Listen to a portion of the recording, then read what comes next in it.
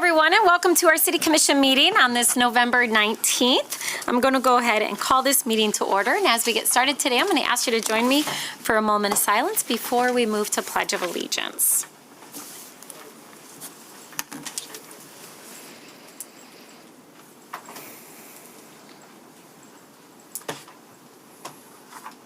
Thank you.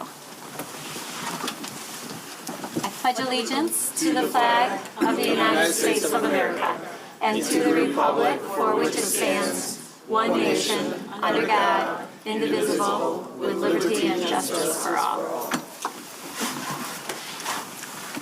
All right, thank you. Next, we will have roll call.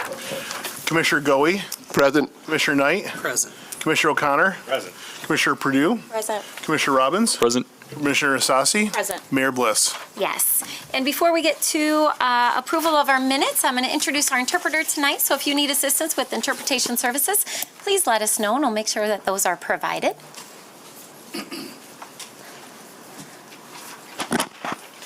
Good afternoon. My name is Jennifer Hernandez. We are delighted to offer Spanish interpretation services for today's meetings. Buenas tardes. Mi nombre es Jennifer Hernández. Nos complace ofrecer servicios de interpretación al español para la reunión de hoy. Gracias. Thank you. Thank you so much. All right, next, commissioners, can I get a motion to approve our minutes from our last meeting? So moved. Support. All right, moved and supported. All those in favor say aye. Aye. Those opposed? It carries. All right, next that will take us to petitions and communications, and we have 4 items before us tonight. The first one is a communication received from Randy Phelps, Acrisure Principal, expressing support for the reappointment of the city manager, city clerk, city attorney, and city treasurer. That is received and filed.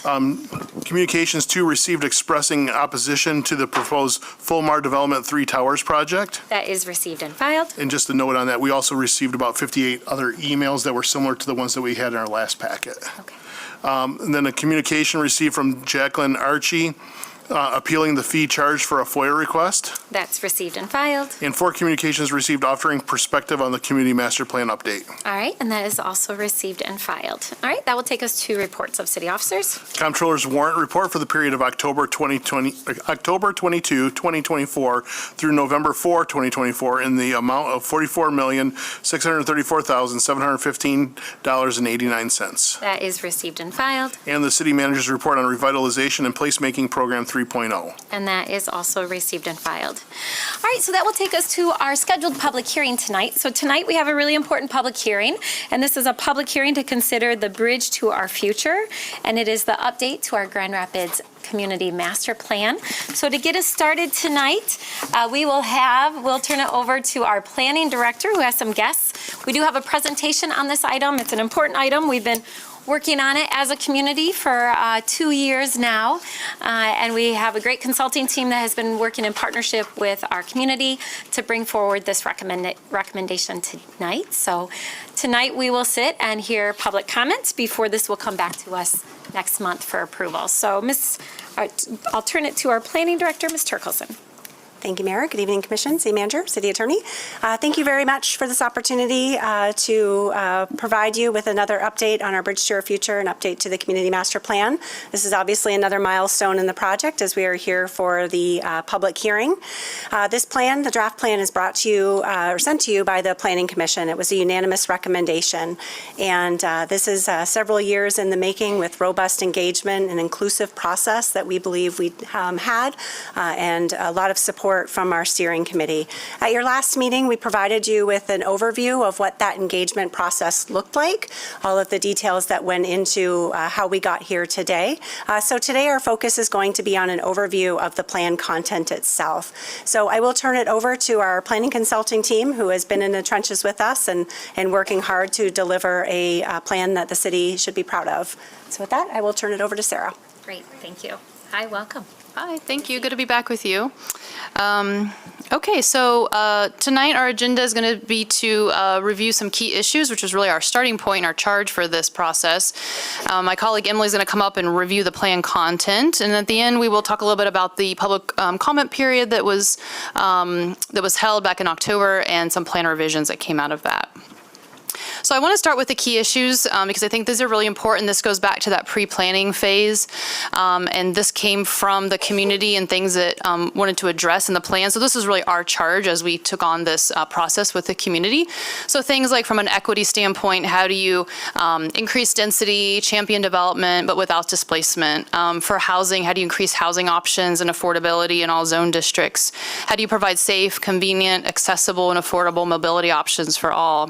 From a safety standpoint, how can you use land use strategies to help address safety issues from a built environment standpoint? Uh-oh. I don't have a mouse. I'm going to keep going. From an environmental justice and health standpoint, how can we look at those neighborhoods of focus and social determinants of health and future industrial uses from a land use perspective? Same thing, how do you look at land use policy changes to help mitigate and adapt to climate change? Economic growth was a key issue that kind of came out of the process itself that we felt was really important. There's a moment in time when a community looks at their land use, and you need to look at that from an economic standpoint as well. So we folded that in.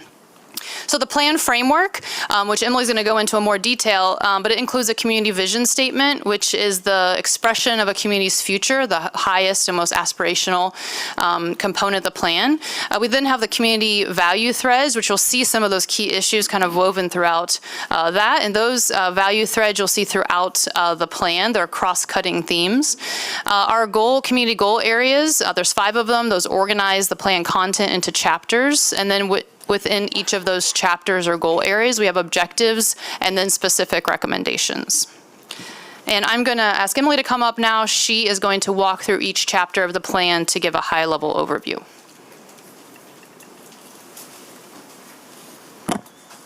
Good evening, Commissioners. So I'm going to go through each plan chapter and provide a summary of the content of that chapter, as well as highlight some of the key changes from the previous master plan that you would see carry forward. So first chapter is Great Neighborhoods. We have 3 objectives within this chapter: to create complete and stable neighborhoods, to expand the variety of housing types and price points, and to integrate sustainable practices into development projects. These, as you'll see from the key issues that Sarah pointed out previously, some of these things carry forward. So under 1B, allowing more housing types in all neighborhoods and supporting small-scale developer training, as well as supporting the implementation of the Climate Action and Adaptation Plan, which carries forward many of the sustainability recommendations in a finer scale.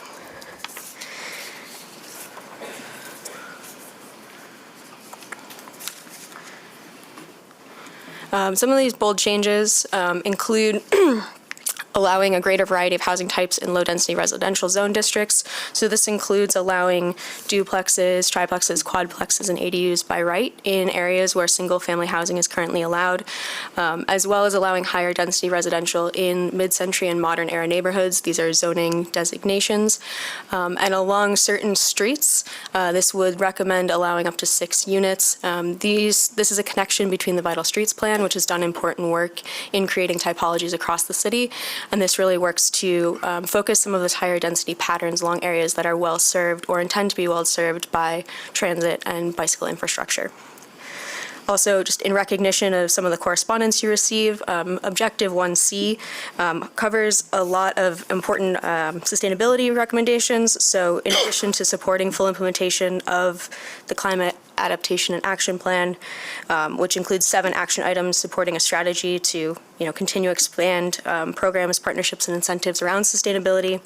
It also recommends that the city integrates sustainable practices into development projects and continues to work towards the city's 40% tree canopy goal.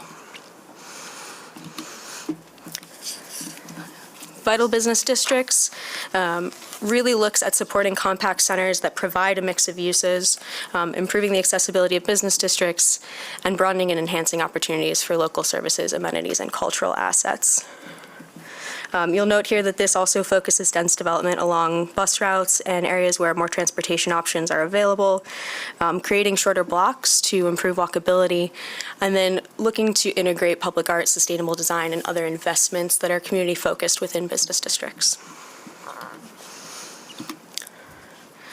Two notable changes from this are raising the maximum heights of commercial buildings within areas that have neighborhood office service and encouraging density within these commercial areas, as well as requirements for transportation demand management plans for buildings over a certain size, density, or other intensity to account for the additional density in these areas and ensure that new developments have a plan to encourage people to use modes other than personal vehicles.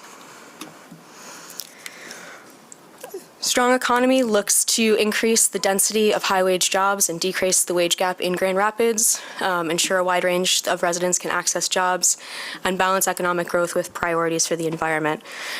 Here we're looking to support small-scale manufacturing and create spaces for entrepreneurial activity, including looking for new uses for obsolete or underutilized industrial and commercial properties, and really trying to decrease the impact of industrial uses on nearby neighborhoods.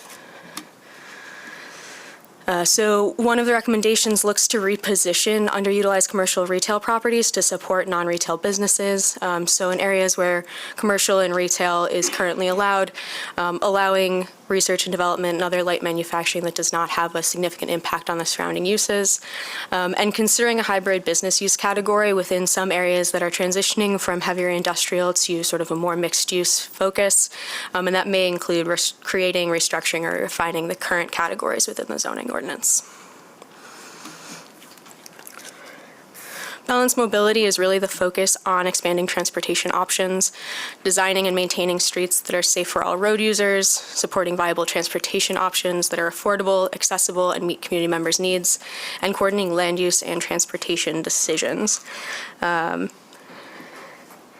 Here we really are looking at transportation options that are beyond personal vehicles, and so this has a really specific focus on the hierarchy of road users and prioritizes people who are walking and bicycling, who are often the most vulnerable road users, and then reducing space that is dedicated strictly to cars and supporting more compact walkable developments. Two significant changes here would be reducing minimum parking requirements that support compact growth, so allowing parking reductions or eliminations as an incentive to encourage infill development, and allowing by right reductions in more situations to expand the opportunity to waive parking regulations.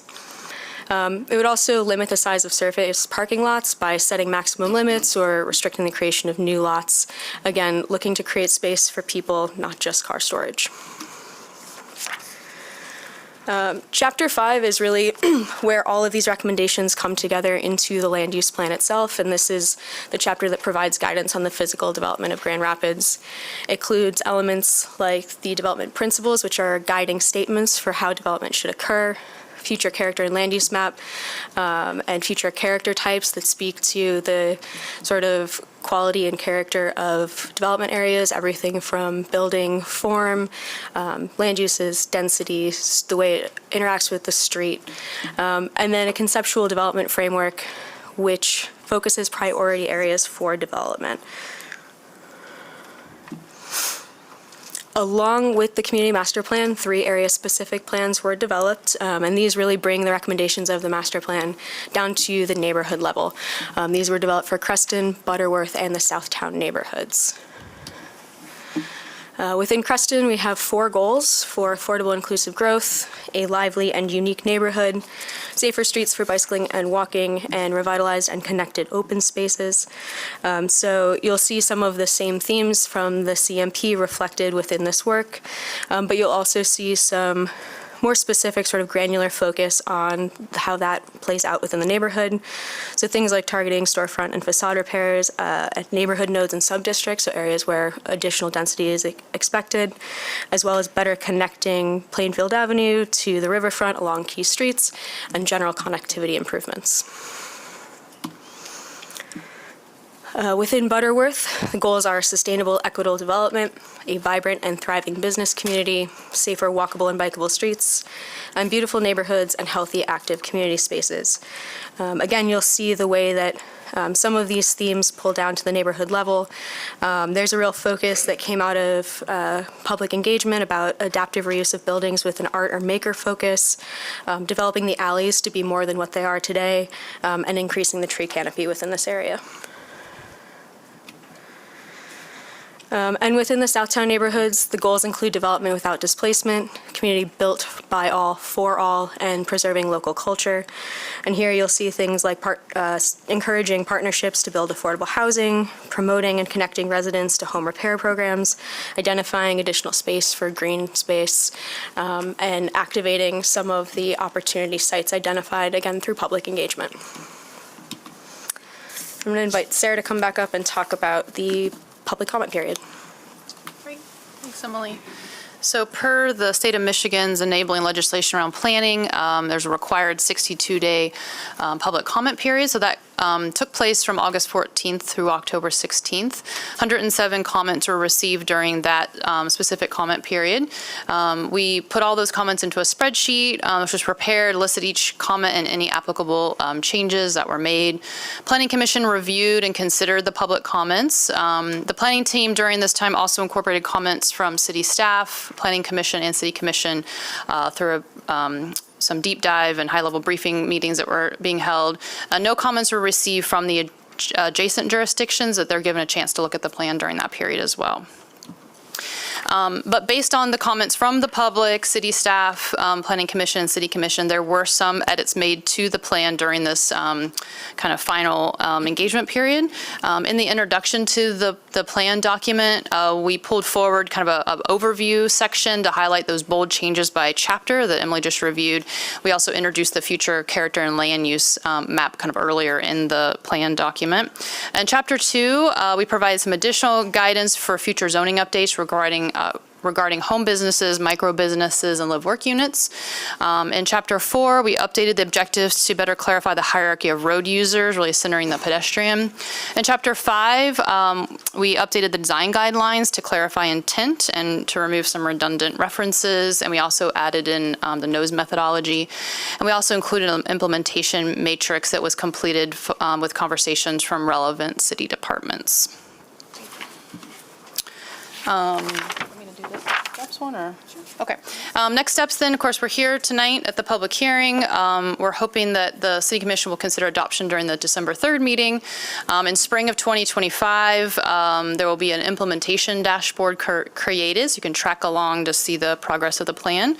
And then expecting in 25-26, update to the zoning ordinance, and that same year, an update to the city strategic plan. So those are some things to look forward to in the coming years.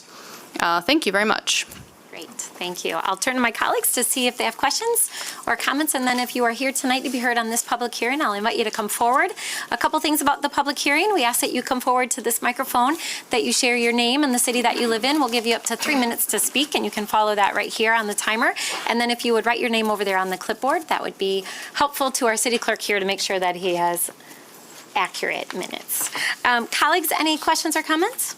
I know many of us have attended a number of the community meetings. I see some of our planning commissioners here with us tonight. I want to say thank you for your service and all of your work on this process. I know a lot of time and energy has gone into it before it gets to our body, so thank you for your work and your service. Commissioners, any questions or comments? Commissioner? Thank you, Mayor, and thank you to the staff who put this together. I just had a question about the Butterworth plan. I'm a property owner on Butterworth, and in one of the conversations I've had with the individuals who were working on this area-specific plan, I said to them, Butterworth Avenue has a very diverse business community there, and maybe we should do some intentional planning to take advantage of the diversity. And I don't think I see it here yet, but hopefully one of the things that maybe you could add on to is to see how that could work for enriching that community. Yeah, thank you, Commissioner. I agree with you. Butterworth is a really interesting corridor in the city, and the land use patterns change very quickly. And so that was actually one of the main reasons why we wanted the area-specific plan, or why we brought the recommendation to the Planning Commission to look at Butterworth area generally as a candidate for an area-specific plan. And I think one thing that's important that in the detail of the recommendations themselves and of the detail of the written narrative, I think is far more helpful than simply looking at the land use map, and that the recommendations within each future land use category are intended to provide planning staff with a lot more flexibility to look at how the nature of businesses and their operations have changed. And so giving us a little bit more flexibility within what may have traditionally been a traditional business area, for example. And so even though you may not see that on the map, the plan in several locations does recommend that we relook at the nature of our land, our use table, our use category, to give us the greater flexibility to allow for that changed land use pattern to continue, because what we've heard is that that's important and something that the community wanted to continue. Is that helpful? Thank you. Commissioner Sassi? Thank you, Mayor. Thanks, Mr. Colson, and thanks to the consultants for sharing this information. Thanks for the summary of changes at our mid-year review. Last week, we talked about particularly the hierarchy of those road users and kind of the choices that we made in the most recent zoning changes and the other pieces we'll consider in the future. So I think that's really helpful. One of the things that we talked about probably in the summer was, I appreciate sort of all the relevant city departments. I would also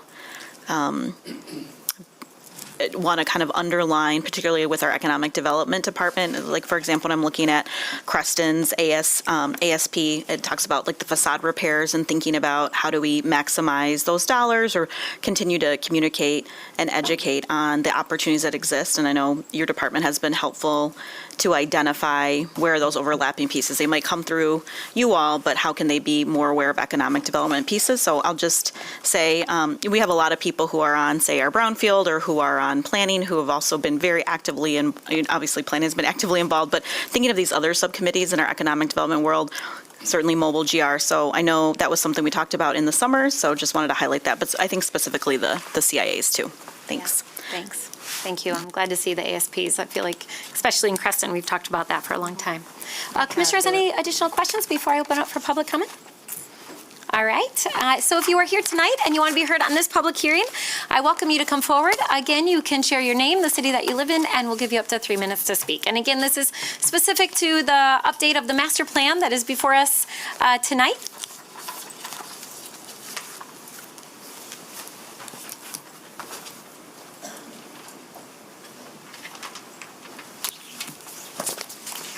Hi, welcome. Hello, Adam Williams, Second Ward, and I served as a community connector for this plan, and I support passing the plan. I would just like to highlight the extensive public engagement which occurred in the development of the master plan, and the extremely rare instance of demographically representative public engagement, for anyone who's experienced a lot of public engagement. This engagement found broad and deep base of support for the kinds of policies that will move the city forward related to housing abundance and affordability, mobility, and climate adaptation. Subsequent to adoption, I hope this commission and the commission-elect will remember that engagement and honor its findings. We as a city have been discussing these topics for years. Next is the time for decision and action, and I look forward to bold and decisive policy as a result of all the investments of both resources and time that everyone has made in this plan. Thank you. Thank you, and thank you for your work on this. All right, others who wish to be heard? Hi, good evening. My name is Austin McFarland. I'm a resident of Kentwood, but I work in the 3rd Ward. I just wanted to kind of touch on the economic development piece of the master plan and making sure that when we talk about economic development, it's something that making sure it's around building up Grand Rapids as well. I understand that a lot of economic development revolves around bringing talent to Grand Rapids as well, and getting those higher skilled paid jobs within the city. But I would just want to make sure that we're making sure we're reinvesting within education within Grand Rapids, and making sure that we're equipping our residents and students and the next generation to come after that. Those jobs that are going to be developed are something that they are qualified to undertake, and as well as they have the education or the skill set necessary to be able to undertake those jobs. But yeah, no, it's a lot of good stuff in the plan. But yeah, that's just one of my number one concerns is making sure that Grand Rapidians are taken first. Thank you. Thank you. Appreciate your comments. All right, others wish to be heard? Good evening. My name is Nate Raubiri. I'm Grand Rapids 2nd Ward. City Commission and officials, I'm here to speak in support of the Community Master Plan. I'm a volunteer and a representative with the Grand Rapids Climate Coalition, a collective of nearly 100 member organizations that have linked arms in support of rapid and just climate action in this city. At the beginning of last year, our members decided together that engaging the CMP was our top priority. And that was because we know that A, if done well, a land use plan can positively impact and deliver equity for all Grand Rapidians, but if done poorly, it can drive inequality. And B, that a 20-year plan that doesn't adequately account for the climate crisis won't serve us in 20 years. The city has already declared climate change a crisis, and so its decisions, funding priorities, and plans ought to reflect that. So I'm heartened by the ways that this plan both implicitly and explicitly addresses environmental justice and climate change mitigation and adaptation. Our members showed up in the engagement sessions and provided lots of written feedback, and I want to applaud the planning department staff and consultants for thoroughly engaging our concerns and those of other community groups, and for making substantive improvements along the way. In particular, it was good to see this plan linked to the forthcoming Climate Action and Adaptation Plan, the CAP, and the community-wide greenhouse gas emissions reduction goal of 62.8% less in 2030 than in 2019. We know that we cannot reach these without changes in land use, public infrastructure, and the built environment. And we certainly can't get there in an equitable or just way without addressing these, to what Austin spoke to. So coalition members were glad to see that now that the Community Master Plan can stand alongside the reduction goal and the CAP in responding to this body's declaration, affirming the fact that climate change is indeed a crisis. These guiding plans can be mutually reinforcing, and the good news is that we know that cities that proactively plan to be climate forward and lower carbon and people-centered and equity-centered are also more desirable and attractive places to live. This isn't a perfect plan. Not everyone will agree to it.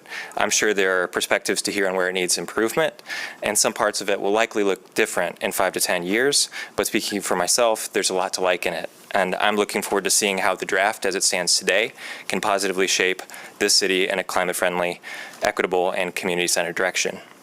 As wise colleagues have said about the plan, the proof of it is in the implementation, so I'm glad there are implementation measures included, but I hope this body will not only adopt the plan, but also implement it in line with the greenhouse gas reduction goal and the CAP. Thank you. Thank you. Thank you for your comments and for your work with C4. All right, others wish to be heard? Good evening, Commissioners and Mayor. Anna Carley, Strong Towns, Grand Rapids. I'm in the 3rd Ward. Just want to start off with the Planning Commission did an excellent job with community outreach on this. I know they've worked with us.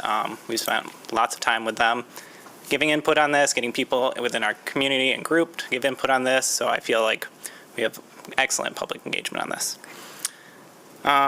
We support the Strong Community Master Plan. We should drive very good development within Grand Rapids in the future based on what we've read through the Community Master Plan. It aligns with what we believe will make the city a much more vibrant community, much more lively, lots more opportunity for residents within the city.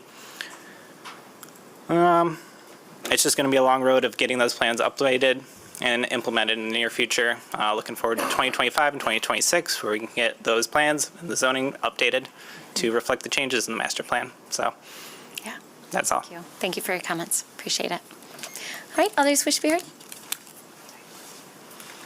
Good evening, Commissioners, Mayor, City Manager. My name is Laura Sessa. I'm a Ward 2 resident, and I just want to take this time to really applaud the extensive citizen engagement that has gone into making this plan what it is today, particularly commending the effort by the Planning Department staff and the consultants to engage almost 5,000 residents across the city that roughly match the demographics of our city across race, age, education,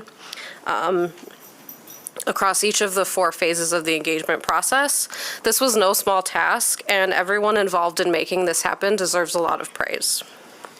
I attended each of the 4 engagement sessions. I also participated in neighborhood meetings and with Strong Towns Grand Rapids as a leader with that organization. And one thing that was immediately clear throughout all of these meetings is how pervasive and strong the support was for change.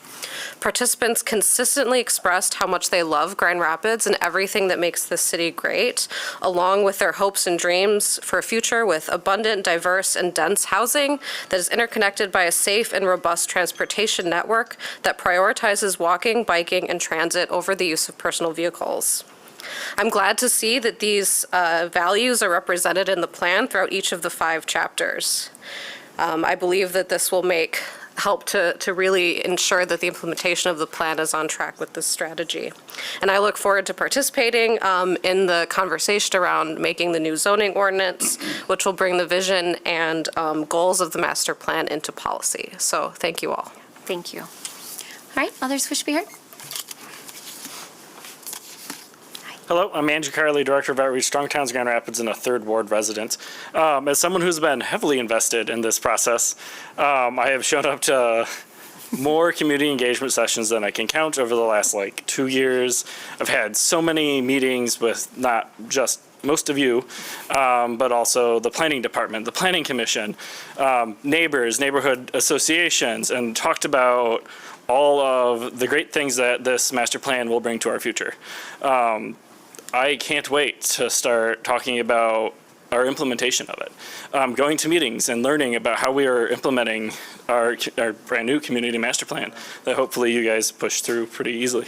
I can't wait to talk about Grand Rapids being one of the most progressive cities in the U.S. when it comes down to zoning and being able to get multimodal housing in our city, or mixed housing in our city. So duplexes, triplexes, quadplexes within our neighborhoods. There's not a lot of cities in the U.S. that are doing that right now. We could be on the front end of managing our housing crisis. Mode share in Grand Rapids, multimodal transportation mode share in Grand Rapids is on the rise.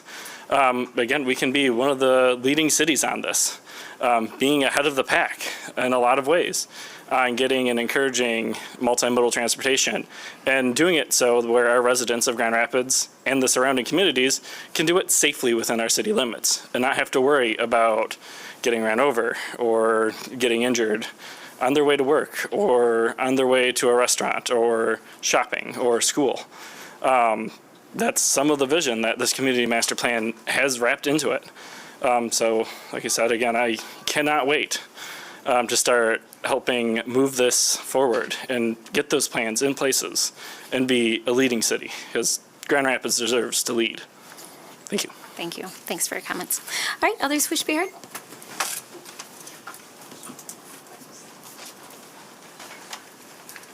Good evening. My name is Isaac Graff. I'm a resident of Ward 1. I'm here representing Link Up Nonprofit Housing Corporation over in Ward 3.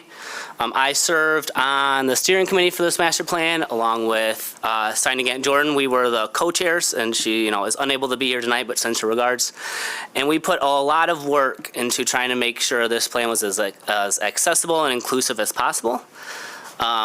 And while we certainly have some frustrations with how things go and there's room for improvement, I do think we see many of the things we hear in community represented in this plan.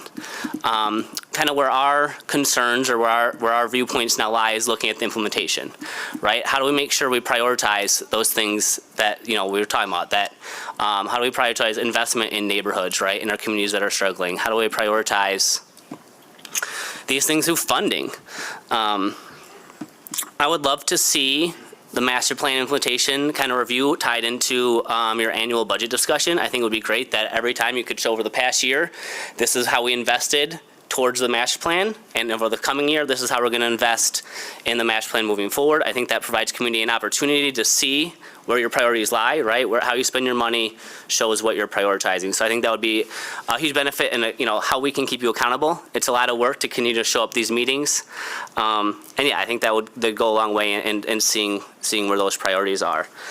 I think lastly, in the last minute and a half here, I think I also want to say, I think this plan shows a focus on great neighborhoods, right? That we're we are interested and invested in supporting our communities, our neighborhoods outside of downtown. Recently, there's obviously been a lot of talk around community benefit, and community benefit that's not just for downtown residents or downtown businesses, but benefiting our communities as a whole and our neighborhoods. And so I think that is an interesting opportunity, interesting conversation that's happening right now, given this master plan adoption process going on. So I just encourage you to think about kind of that community benefit process and how can we ensure that benefit is being seen by residents of the city as a whole. And yeah, I think this is an opportunity to put your money where your mouth is, so to speak, and kind of assuage some concerns that you're not going to necessarily follow through with this, or that there's lots of pretty language, but we're not seeing the actions. I think things that are coming up, decisions are being made. There's an opportunity to kind of show, yes, we're committed to this work and this plan. Thank you. Thank you. All right, others wish to be heard? Hi, my name is Nathan Biller. I'm a resident of Kentwood, but I'm also a small local infill developer who only builds projects that are permitted by right in all 3 wards of the city. As someone who attended all the community engagement sessions for this plan and an active member of Strongtown's GR, I urge you to vote yes. But I also ask that you send a clear message to Ms. Turkelson and the Planning Commission. Be bold in translating this vision into ordinances. These rules will shape our city for the next 20 years, and we need them to reflect a commitment to building a stronger Grand Rapids. To do that, the Planning Commission must know that you are committed to supporting the recommendations, even when they're transformative. Our housing crisis did not happen by chance. It's a direct result of decisions by well-meaning commissions of the past who were hesitant to make bold changes and made it illegal to build anything except the least efficient, most expensive housing in most of our city, single-family homes. This new plan is an opportunity to fix that mistake, but we need to be thoughtful to ensure we're not laying the groundwork for another housing crisis in 10 to 15 years by being overly restrictive yet again. I wish this plan went much further. We stop short of upzoning lots immediately adjacent to the current zoning that allows for greater density by right, which has the effect of freezing our city in time. I recently broke ground on a project directly adjacent to a traditional business area with a mixed-use building next door, arguably the perfect place for increased density and more ground-level services to support the neighborhood. Yet, pursuing upzoning or a special land use is a mid-5-figure investment and 6 months of delays, with no guarantee of success. Yet, if it had been permitted by right, I would have jumped at that chance. The master plan notes that the average Grand Rapidian spends 19% of their income on housing and 20% on transportation. While the City Commission can't make lumber cheaper, you can reduce the transportation cost by integrating or allowing people to integrate services into neighborhoods instead of relegating them to the outskirts. If people can live normal lives without a car, you've just saved them 20% of their income, simply by changing land use policy. That's really powerful. This fall, I spent a month in Paris to experience life without a car. It was transformative. I had 8 grocery stores within a 10-minute walk of my apartment, public transit with 2 to 3 minute headway times, and walkable, active streets where obesity was a rarity. Paris thrives because it prioritizes people over cars, and that's a choice that Grand Rapids can make too. Walkable, mixed-use neighborhoods aren't just aspirational, they're achievable. Businesses like grocery stores, pharmacies, and salons don't need huge parking lots if enough customers live within a short walk.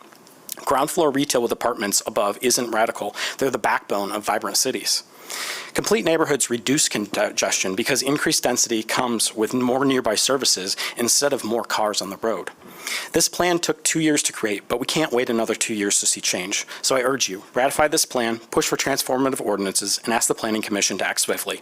Let's be proactive instead of reactive, because a stronger Grand Rapids isn't just possible, it's within our reach. Thank you for your time and your service to our city, and thank you to the Planning Commissioners and all staff for the hard work that you put into this plan. Thank you. Thank you. All right, others wish to be heard? Good evening. Hi, my name is Amy Brower. I'm a resident of the 3rd Ward, but I work in the 1st Ward. I'm here today on behalf of the Coalition for a Safe and Healthy Roosevelt Park Neighborhood. So the SHARPEN is the acronym that we use. You might hear that. There's a few others from our coalition that are here tonight also. First, I'm also here in my capacity as the director of the Roosevelt Park Neighborhood Association. Thank you to all who were involved in the the planning and development of the Community Master Plan draft to the Steering Committee Planning Department. Thanks for your dedication to creating a strong plan for a bright future for our city. The Sharpen Coalition is a group of residents, businesses, and organizations working together for a safer and healthier Roosevelt Park neighborhood and to end the unnecessary commercial truck traffic that goes through the Roosevelt Park corridor. For too long, residents in our neighborhood have been exposed to the burdens of heavy commercial truck traffic on Cesar Chavez Avenue, formerly Granville Avenue. And these commercial trucks cut through the heart of our community, creating noise, pollution, and safety hazards.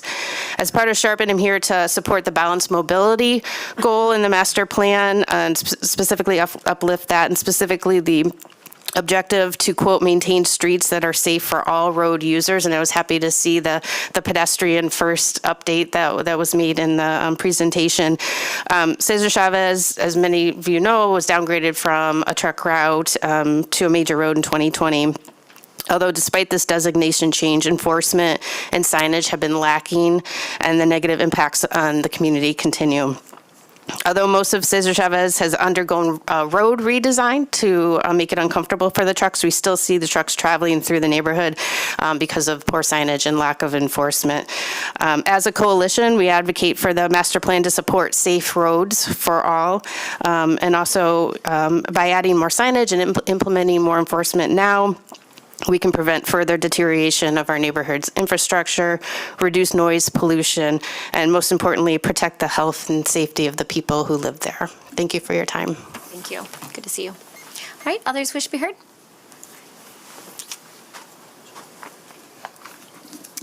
Hello, good evening. My name is Carola Caraza. I live in the second ward, and I work with families in all three wards. As Amy mentioned, I'm here representing the Sharpen Coalition. That's the acronym is Safe and Healthy Roosevelt Park Neighborhoods, to specifically highlight the burden of that falls on the neighborhood, specifically when we're talking about communication and the lack of follow through from the city since it's been downgraded. Since the downgrade of Cesar Chavez Avenue, aka Granville Avenue in 2020, the burden of informing trucking companies about the change has unfairly fallen to stakeholders, residents of Roosevelt Park neighborhood. The people living in this neighborhood should not be the ones constantly reporting violations and educating trucking companies about the new route restrictions. This task should rest squarely on city departments, not the very community that is being harmed. This effort has been in play long before I got here. I started working with different community partners in 2017. That's when I found out that this work has actually started in the late 80s, early 90s, specifically to remove the truck traffic, and nothing has happened. Ineffective enforcement. Residents have made numerous complaints, and there have been little to no action to ensure compliance. The lack of enforcement creates a perception that our concerns are being ignored, and trucking companies continue to use this road with impunity. There was actually a change in signage, I think it was 2020 or 2022, and trucking companies actually took that down. It is the city's responsibility, and we call on the City Commission to take immediate action in communicating directly with trucking industry and enforcing the ordinance instead of leaving the burden on the backs of the neighborhood. There is something else. We have also an understanding that this might be just a simple Google Maps error. This was something that we discussed with city officials when we met with them as a coalition, and they informed us that they had no say in what Google Maps does because it is a public company, and that we as the community should be reaching out to Google's ourselves. And I'm here to say, I don't have to do that. Thank you so much. Thank you. We'll follow up. All right, others wish to be heard?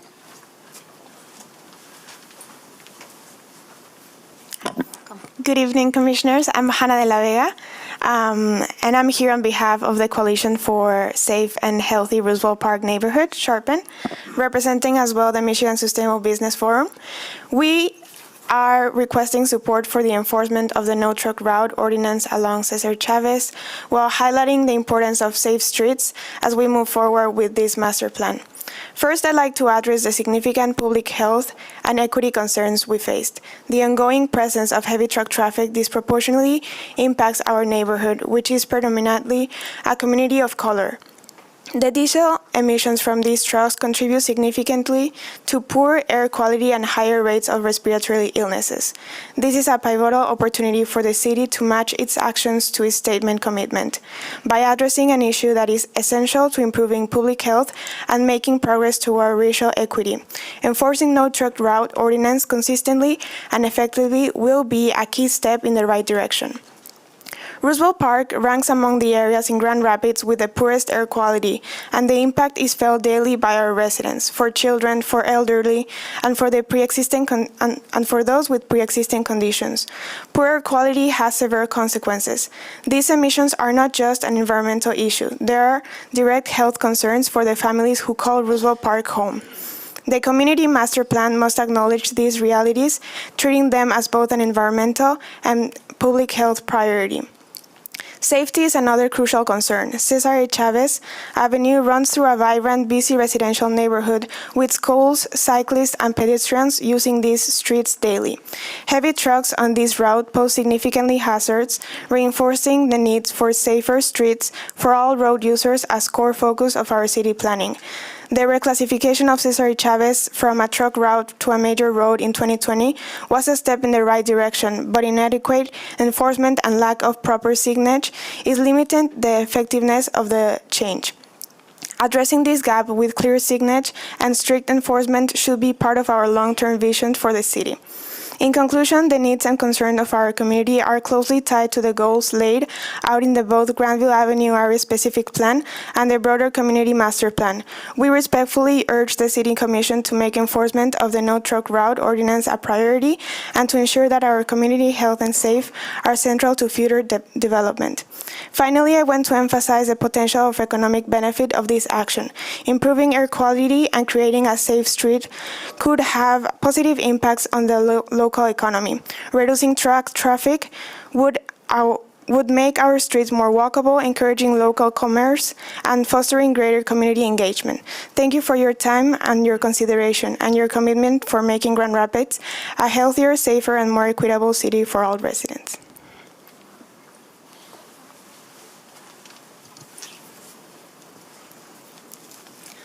Hello, Commissioners. Dr. Heather Moody. I live in Allendale Township, here representing Sharpen.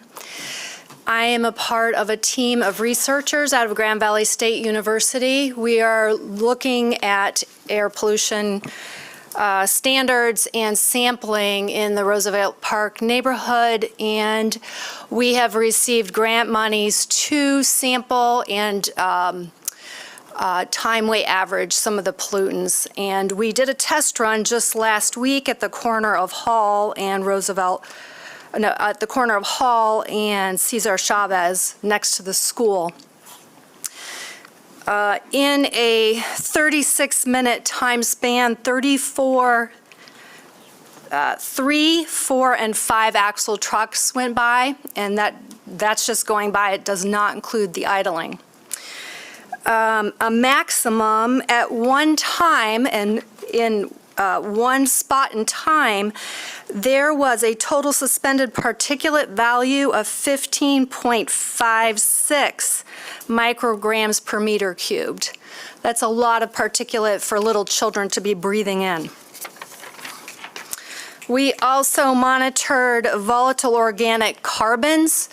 These are those aromatic cyclic hydrocarbons such as benzene, xylene, toluene,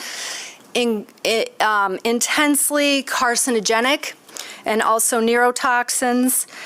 Just the one-time spot on our test run with our air monitoring equipment yielded 0.168 parts per million. And we also monitored nitrogen dioxide, which is critical for lung function and also heart health. And we will be continuing to monitor with a sampling program. Our team of researchers and students, along with Sharpen, to determine the levels of these pollutants and then layer those in addition to the incinerator emissions and steel plant emissions in this neighborhood.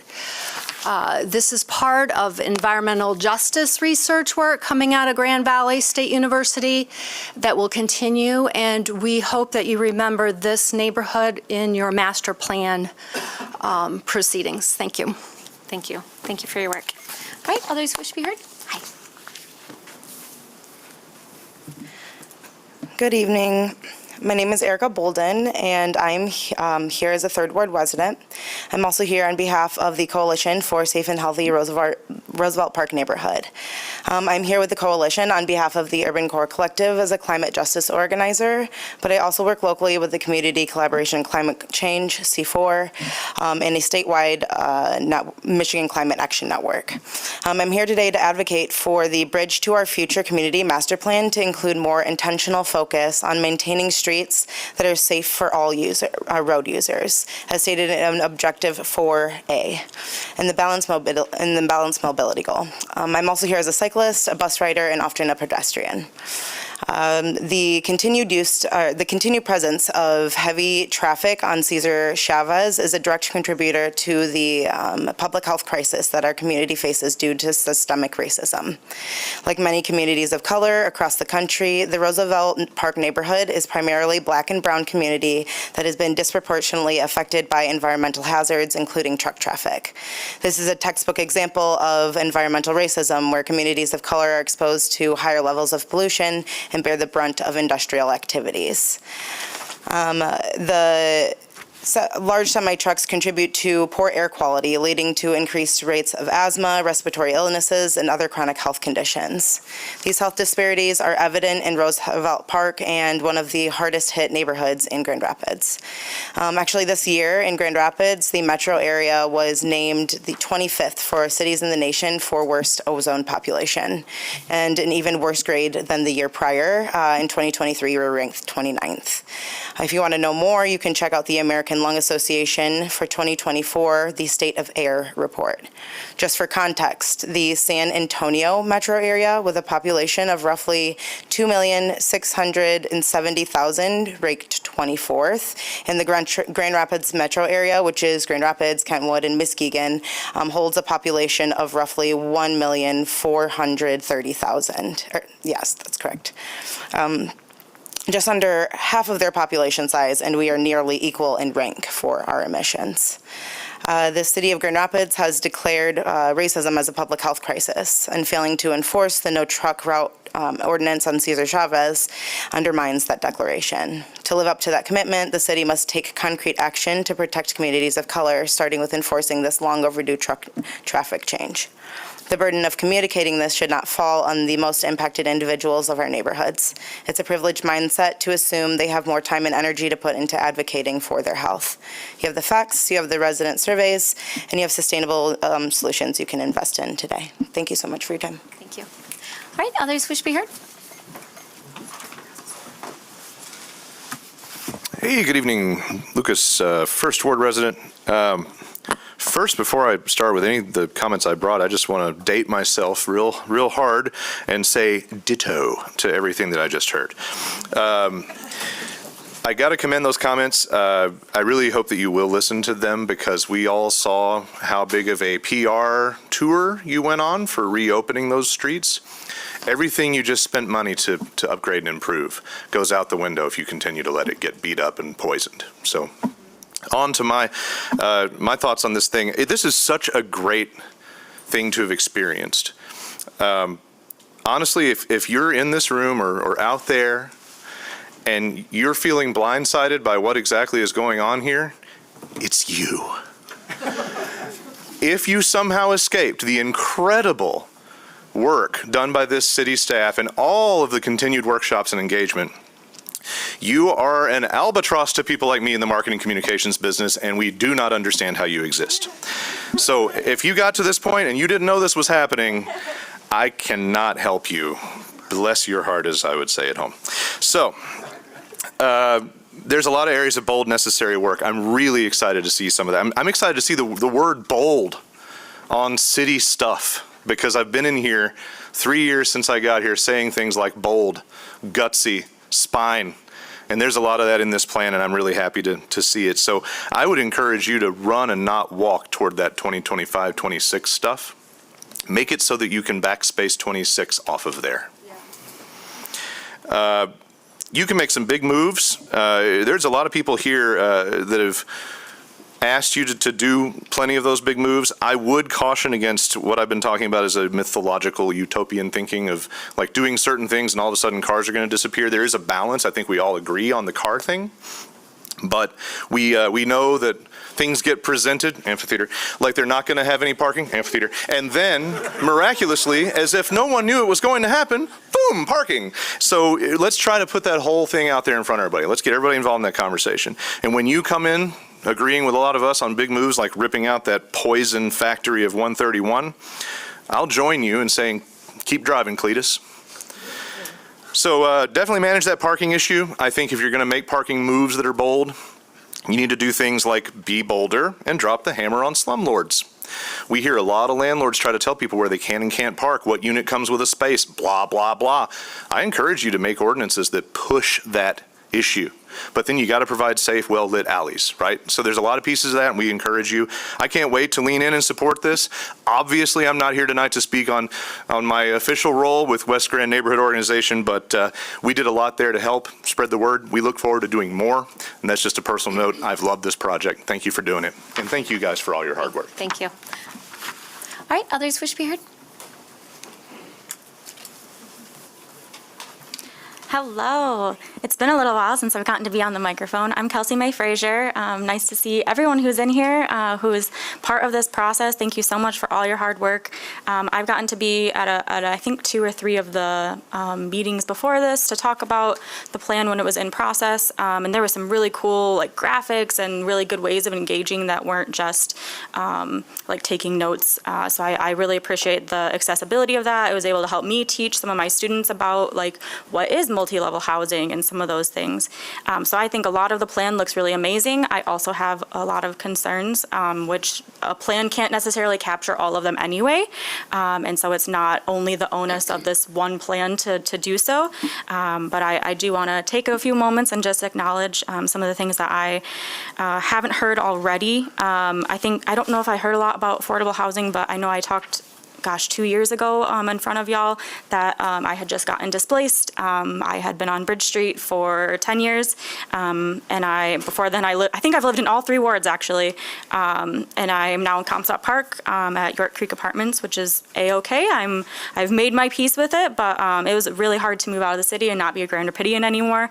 I didn't get to vote for any of you this time. It's hard. And so I wanted to say that. We don't have a green space in walkable distance from our Job Corps Center, Gerald R. Ford Job Corps on Hall and Jefferson. It is 22 minutes for us to walk all the way to a park, which for me obviously is a lot longer. Love hearing about the walkability, trying to increase public transit. I'm really curious about details on that, so I'm going to follow up myself. I also wanted to mention, I don't know if I heard water safety talked about. I don't know if that is necessarily a topic on a master plan, but again, I just want to make sure that when we're talking about infrastructure, we really look at that as well. And then lastly, I wanted to say that tree canopy is huge. Thank you for acknowledging that that's really needed. And I just want to, kind of put the onus back on landlords, as someone before me just said, because when I did live on Bridge Street, every single house on my block lost every single tree within a 3-year period, and that was during the tree canopy project. And so I don't know if any outreach was even done to try to prevent that from happening, but I know that it was a huge effect on the 4 houses that my trees were towered over. We all lost our shade and we didn't have air conditioning, and so it just like became a really big issue during the summer in terms of like the temperatures of our housing. Thank you so much for your time. I'm gonna have a student that is really brave and going to speak next, and she is a Grand Rapids resident. All right, thank you. Appreciate it. Want me to stay, or you can do it? I can do it. Hi, welcome. Hello, my name is Akolda Mayer. I'm a Grand Rapids resident. Okay, I'm here to talk about displacement. To me, displacement is considered is the consequence of pushing economical growth without considering the community that you're pushing it at. As part of the next generation, upcoming generation, we're seeing that rent high rent and cost of living going up and up, and we're also getting pushed out of our original community, so you can't live where your parents used to live. I'm here to ensure that I'm here to push for every project to also be, oh God. I'm here to push that every project that is implemented in a certain area or community also considers the people in that community. Apart from opening doors to opportunities and opening doors to new residents, Grand Rapids has to also ensure that they consider the residents that are already there are ready for those opportunities and have the appropriate training to take advantage of those opportunities. For example, if you're going to build 3 buildings, those buildings also have to be for the Grand Rapids people. So if I'm building a house, a place where people can live in, but I'm making the rent $3,000, and the people in the city cannot afford the rent that's already there, that's $2,000. That apartment complex is not for the people there. It's pushing those people back. If I'm building a business building for offices, but the people in that community don't have a use for an office, I'm not building that office for the people. I'm building it for people that I'm expecting to come in. Now, here's the thing. When it comes to displacement, most of the people that get pushed back are people who look like me. Most of the time is highly educated people come into those communities, while people who didn't even have an opportunity to get that education are pushed back out of those communities. So I just want to make sure that when anything is implemented, it's there to also be an opportunity for people like me, and not just a way to push me back. Thank you for your comments. Hold on. No clapping. No clapping. I do appreciate your comments. We just don't allow clapping in the chambers. Hi, welcome. Good evening, Mayor and Commissioners. I'm Reverend G. Forrest Hoppy, a resident of the 3rd Ward, and one of many of the names that are listed in the beginning of the master plan as participants in the process. And I want to thank you and the staff who sought and welcomed the public input into the new master plan. I'm also a participant in Together West Michigan and the Grand Rapids Climate Coalition. And I support the plan. And there are 2 objectives of the plan that I want to highlight and applaud tonight. 1B, which is expand variety of housing types and price points, and 1C, integrate sustainable practices into development projects. The 3 Towers project is a major development project that is before you for your approval. It seeks over $500 million of public tax money to reimburse a private development. And the question I pose for you is, how does a project meet these 2 objectives in your new master plan? The 3 Towers project obviously expands the availability of market rate housing for those over 150% AMI, but does very little for those below 80% AMI. And your master plan draft recognizes the great need for affordable housing for the residents of Grand Rapids at 80% AMI or less.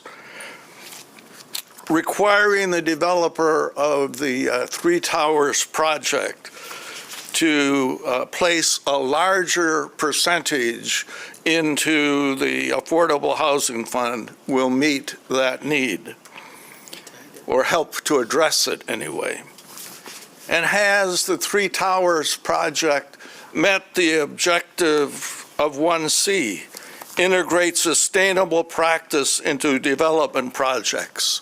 I've heard very little discussion about that. And I urge you to make sure that the question is answered with a resounding yes, before you approve the project. This $800 million project will set the standard for future economic development projects in Grand Rapids. Thank you for your comments. Thank you, but I appreciate your time is up, and I'm just going to remind everyone the master plan isn't about a specific project. Just please make sure that the project. Yeah. Your new development. Thank you. So this is about the master plan, this public hearing, not about any specific project. All right, others who wish to be heard on the master plan recommendations?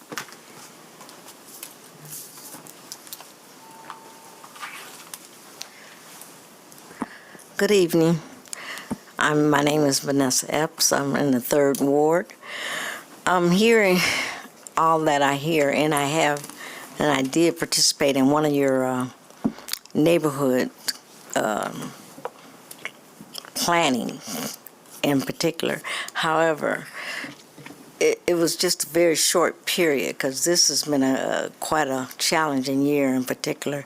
So that's not the only thing that I involve myself in. However, but I am concerned as a 3rd Ward resident. We talk about the beautification for this master plan. We want our city not only to be, breathable, but livable. But when you see kids, and I see kids climbing in trees because there's not a park within that radius area of 3rd Ward, Madison Street. You're talking about Jefferson to Division, over to Delaware or Hall. I don't see a park in that area. We need some beautification in that area.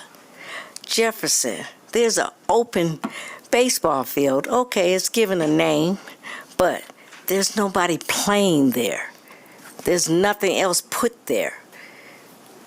Madison Park, Madison School, or it's Gerald R. Ford at this particular time, used to be Madison Park, but it's just an open field. You got a few swings and nothing more than. Every time I drive in this city and I go from one other side of the town, there's playing, there's a park, there's swings. There's a lot more than what I see in the 3rd Ward. So if we're going to make our city beautiful, then let's not just pick and choose where we're going to put that beauty. We're going to put it in all areas, not just one area, all areas. And, excuse me, and besides that, if we're going to have that inclusion, small black businesses, the few that we do have here, let's include them. Let's give them an uplift. Let's put some monies over there and say, hey, I see you trying. I see you working. I see you got the business. Now let's help them keep that business. Can we do that? How much money we got out there? We get ready to put with the Twin Towers? I know we got a little bit to spare. I sure would love to see all that involved in this particular proposal. Let's involve us all, not just some, everybody. Thank you. Appreciate your comments. All right, others wish to be heard?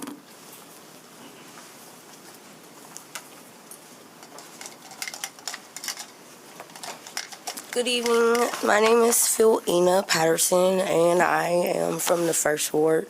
And I wrote a poem about some stuff. I appreciate everybody and everything that they do with the positions that they have. But I am going through some things now. And for 20 years, I don't see a change for future with what I'm dealing with, and I'm trying to figure out who is in the position of power to help with the situation. And for the community master plan that's coming into play in the next 20 years, if right now, at this present moment, nothing is being done, I'm just trying to figure out what in the plan is going to be expected and implemented. But the poem is called Depleted and Defeated. Stuck in the system, Policies, processes, procedures. With all the people in command having repetitious conversations to get help because I'm not okay. Screaming from my lungs that me and my dog's not safe.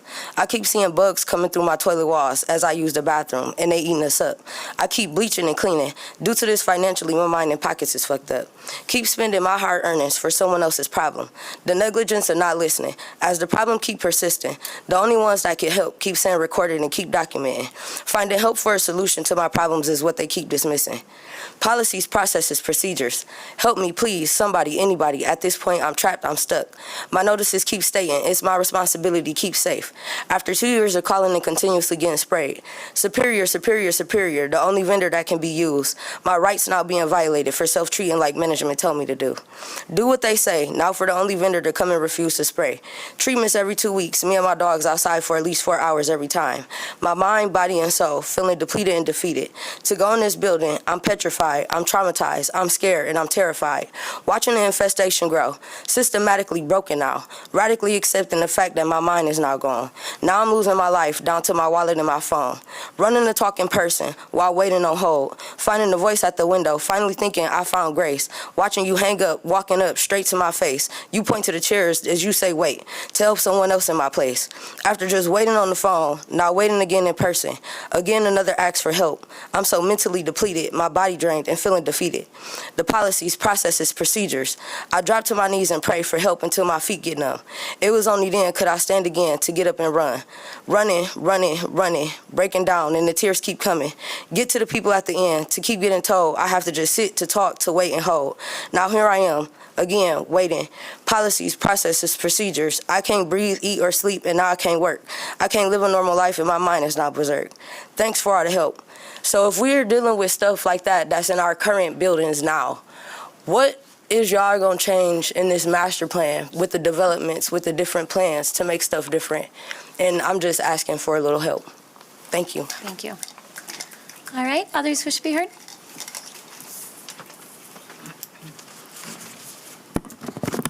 Hello, my name is Shannon Tanis. I'm a, I don't even know what you call a displaced first ward resident. And I have screamed to this public body and engaged with your master plans and documented your meetings and asked you to address the public safety and welfare and issues that are going on with the management of housing. And while we've kind of come to the conclusion of it, I recently got the CEO of Dwelling Place removed, Jeremy DeRue. Yep, he's gone. So thank you for not helping me, all of you. Now come to the point of who is accountable for the management of this. It is under the Housing Law of Michigan of 1917 Act, MCL 125.402, which is the delegation of you, Mayor, and the appropriation to the health department or other public safety official regarding nuisance, lodging, sex trafficking, drug trafficking, homeless using abandoned buildings. When I called the health department, there's some language about this regulation, but they are not aware of any aspect of this being applied. So guess what? You didn't do your job. I don't know what your deal is, why you don't know about this and you're not advising her on this. We've been here at years and years and years trying to address these crisis issues. The selectiveness of your engagement is done and over with. I'm filing a federal suit against you personally, this body, and all the mechanisms that are attached regarding that federal funding, regarding your delegation and duty, the derelict of that duty, the abuse of our public confidence and trust within our public officials and the mechanisms that are supposed to protect us and displace us and put us at harm when I'm dealing with tenants harassing and threatening and assaulting me and my family members, and we can't get out of this situation. So there you go. Thank you. That's where you can hold accountable right here. The last lady that was asking for help regarding this. So I will be reaching out to you, ma'am, to get your name and contact information. So thank you. All right. And just one more reminder, I'll take one more comment. This is a public hearing specific to the draft master plan that is before us. So Mark, I'm going to let you have the last comment, and then I'll close this scheduled public hearing, and then we'll open it up for general comments. Thank you. Hello, friends. Mark from Grand Rapids. I too support the master plan, but I have some concerns. Where are you going to get the funding from? And I hope you get it. I hope you get it fast. Because once the orange man gets in, there might not be no funding.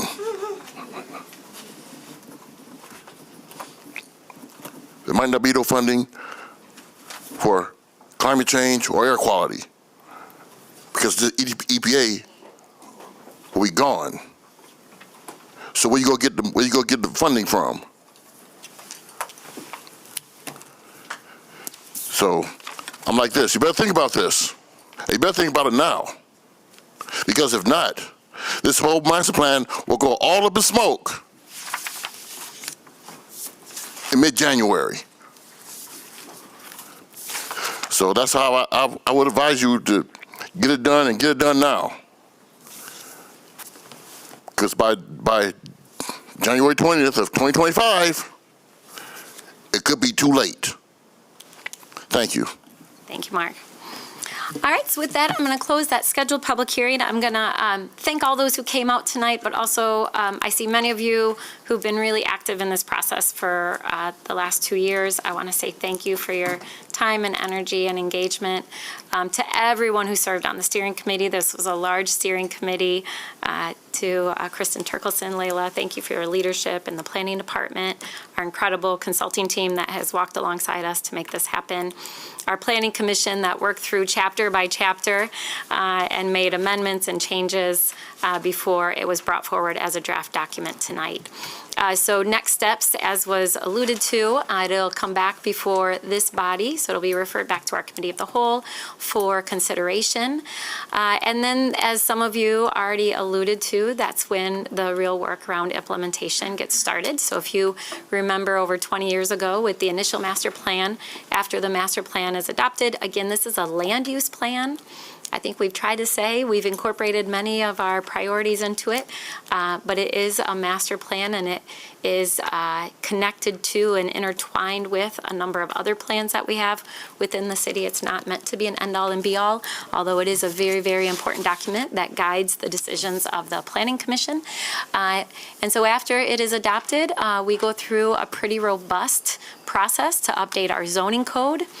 We want our zoning code to be aligned with the new adoption of the master plan, so we want those two documents to be very much aligned.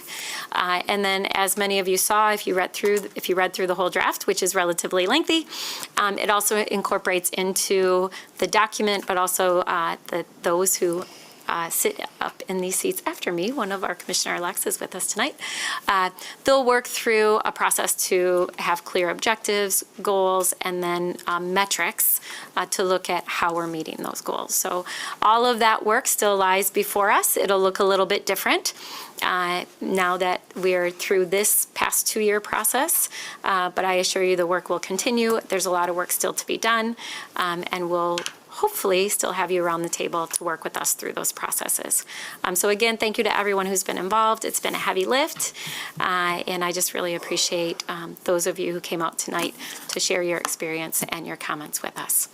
So with that, I will close that public hearing, as I said, and again, this will be referred back to our committee of the whole. All right, that will take us to our last opportunity for public comment tonight. So if you are here to be heard on any other item, you're welcome to come forward. We ask that you share your name, the city that you live in, and you'll be given up to 3 minutes to speak. All right, welcome. Hello, my name is Glenn Sweer. I'm a resident of the First Ward, a member at Trinity Reformed Church, and in turn, Trinity is a member of Together West Michigan. I'd like to ask everybody who's here on behalf of Together West Michigan just to stand up, please, for a minute. Thank you, thank you. I'd like to speak briefly about the Three Towers project, the Fulton Market project. Creating a city without equal is the slogan of Grand Action 2.0. This group, as you know, is a collaboration of the largest business districts, business interests in our city.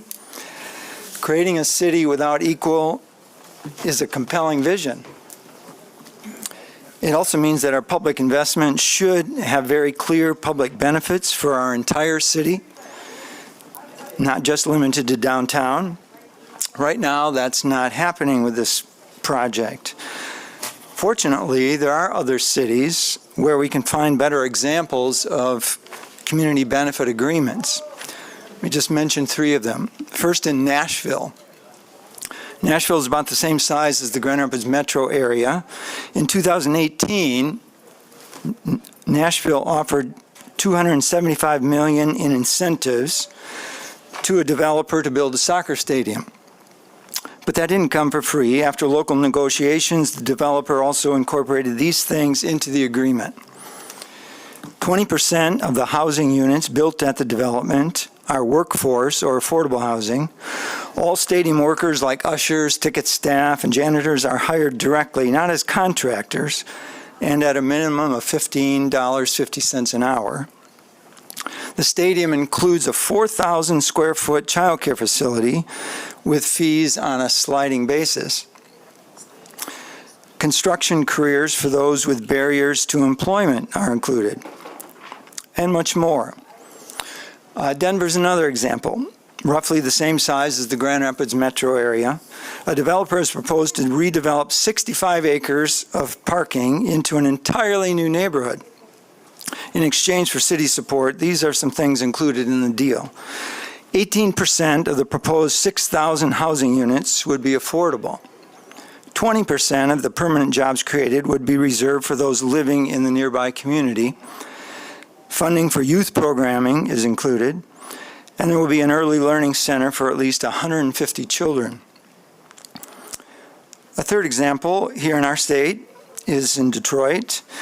Detroit has created a community benefits agreement to ensure public benefit for public investment for any project with construction costs over $75 million. Oh, that was a fast 3 minutes. Thank you.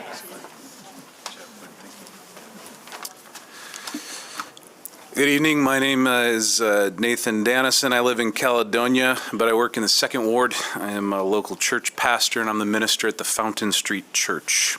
I'm also a 7th generation resident of West Michigan. My 3 kids are the 8th generation of my family that's lived here.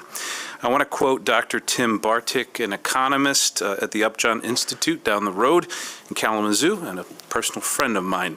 He's nationally recognized for his work around return on investment for development incentives. Quote, "The term economic benefits is not a magical buzzword that automatically attaches to higher personal incomes or gross product.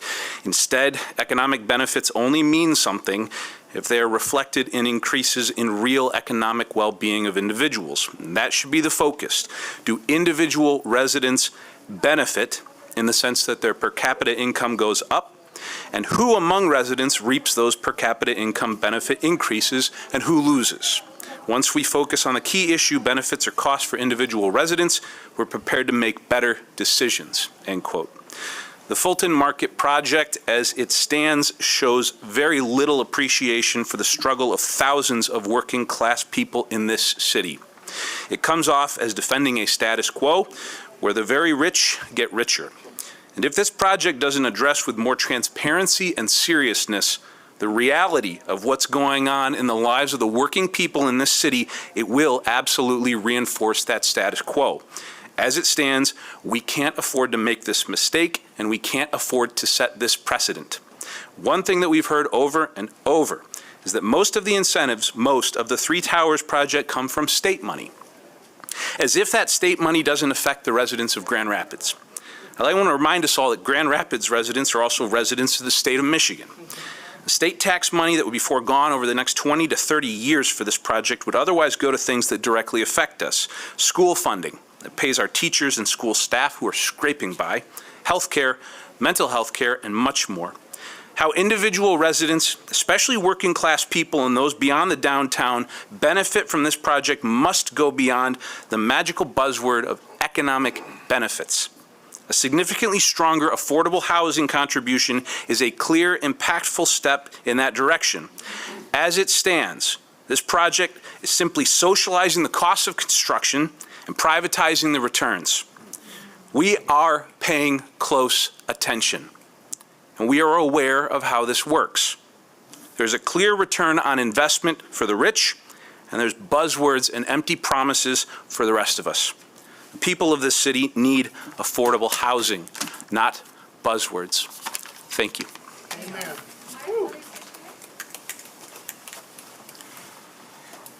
Good evening. I'm John Willett, member of Together West Michigan and resident of the 2nd Ward. I'd like to share what I noticed about the public hearing for the 3 towers.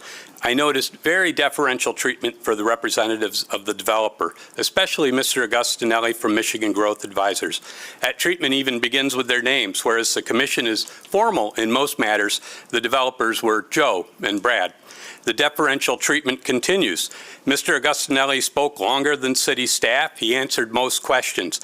Let's be clear why this matters. His role is to deliver max value to his clients in the form of tax incentives. From his own website, quote, helping you obtain discretionary financial or non-financial support from federal, state, and municipal incentives, end quote. He works for his client, period, full stop. And yet he was treated by the hearing as the expert. There was a technical question about the challenges of building a tall tower on that site. Mr. Thomas, a licensed professional engineer, was standing right there, yet it was Mr. Augustinelli that assured the commission that the site was difficult and expensive to build on and needed as much tax support as possible. At one point, he anticipated public comments yet to be made. I'll quote news coverage, quote, his remarks drew groans from the packed audience who were gavelled down by Mayor Rosalind Bliss, end quote. I don't fault Mayor Bliss for her intent to hold a orderly meeting, yet it's noteworthy that there was zero challenge to Mr. Augustinelli for preemptively dismissing the public comments. Let this sink in. Joe, the guy whose job is to get the most money possible for his client, who's being treated like an old pal, and the expert, discredits the opposition in the midst of a public hearing before anyone has heard from the public. And the dais stays quiet. I noticed that 48 community members were barred from participating in the public hearing and offering comments because the city clerk's office said they had a plan for overflow and then did nothing to address it. Those folks made their way to City Hall in the middle of a workday and were left waiting in the lobby watching on YouTube. It's not a true public hearing if the public isn't allowed in. In getting up to speed on this project, we've met with key players and heard the word defer several times. Ms. Behrens explained that staff take their direction from the commission. They defer to the commission. Some commissioners stated that they'd be reluctant to ask for changes to the plan, that they defer to staff. To the elected officials, your job is not to defer. Your job is to represent the best interest of the people of your wards, hear the public, and make the best possible deal for the regular folks of Grand Rapids.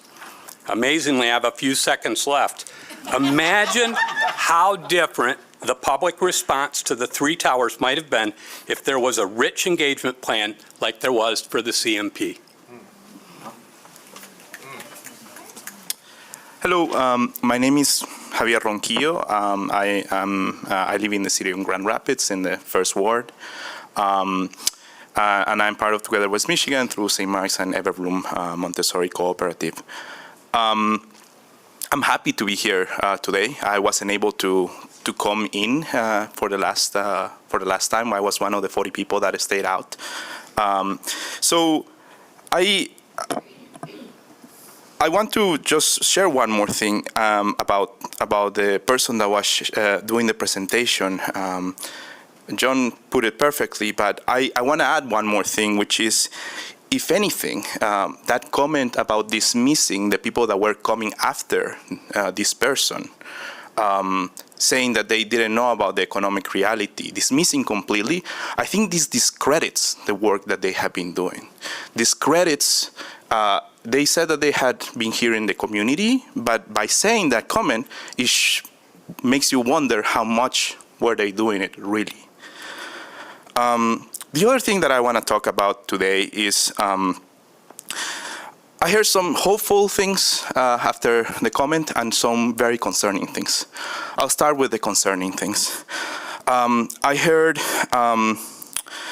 a commissioner said that with the math behind the paper, that looked great. I heard other people say that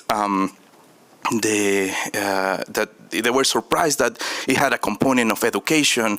I heard people going on tangents, saying things like, oh, I wish you would come to other meetings, and not only this one, you know. But the fact remains that the question about what is the math behind this remains unanswered, right? We heard things like responses, but there is no answer to what is the math behind it. If the public is going to make such a large contribution to this project, anyone, any of us, business people, people that use money know that if you go to a bank, if you go to somewhere where they are giving you money, they're going to ask you all the questions about the math. And that has not been shared with the public. In fact, from the responses that I hear from the commission, I think it hasn't been shared with you. And from the things, the tangents that have been going, I don't know that you know. So let me finish with the hopeful thing. The hopeful thing is I heard you the next day and the same day say, we want to do things about affordable housing. We have done things. We really care about this, right?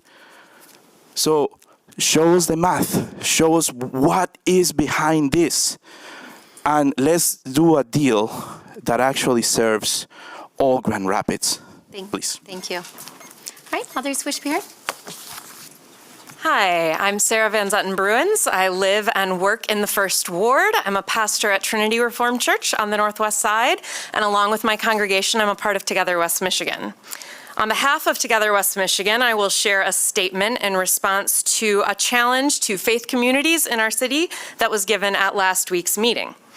While the question of what congregations might do with their parking lots at some point in the future is a question worth asking, it is a diversion from the question before us today, which is, what can we do as a community right now with the proposed Fulton Market project? If the affordable housing portion of this proposal was increased to a more equitable level, the possibilities for what we could do as a community to house our growing workforce would expand exponentially. We agree no single project can do everything. The question is, what will this project, the Fulton Market project, do?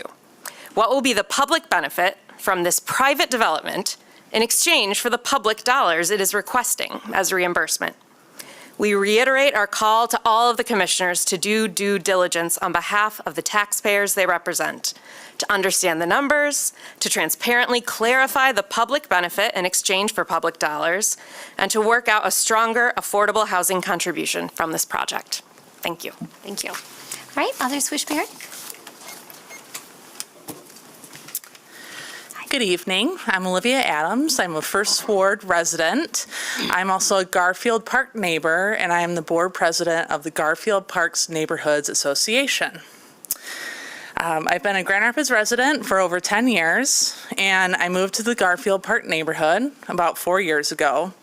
And when I moved to the neighborhood, I joined GPNA because I care deeply about my neighbors, our surrounding neighborhoods, and ensuring everyone in our city has a safe, quality place to call home.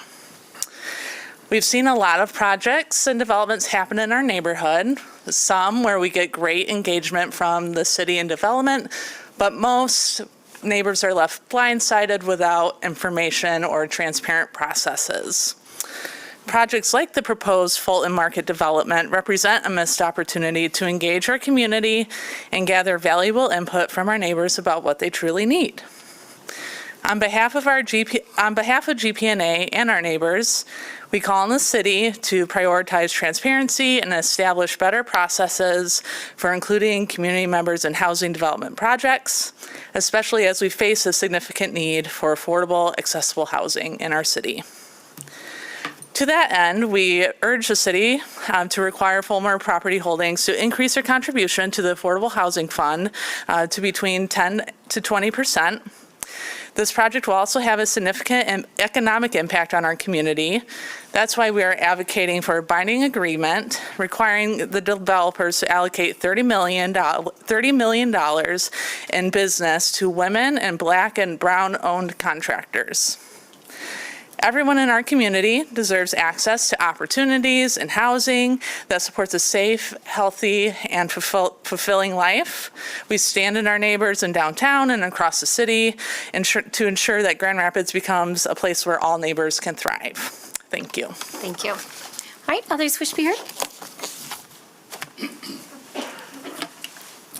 Lucas again, First Ward. Hey, thanks for the shout out on Nashville. That was a project that I was very aware of and plugged into as a marketing director for a business in the footprint of the soccer stadium in Nashville. When you want to know why I come here pounding a hard bargain with you, I've been there.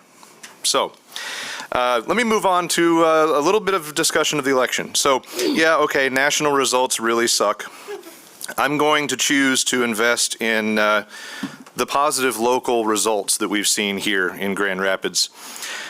We did see a lot of bumbling by the Democratic Party at every level. Even victorious local elections were mismanaged and a bunch of crony insider crap that I'll take up with my party that's always tired of hearing from me.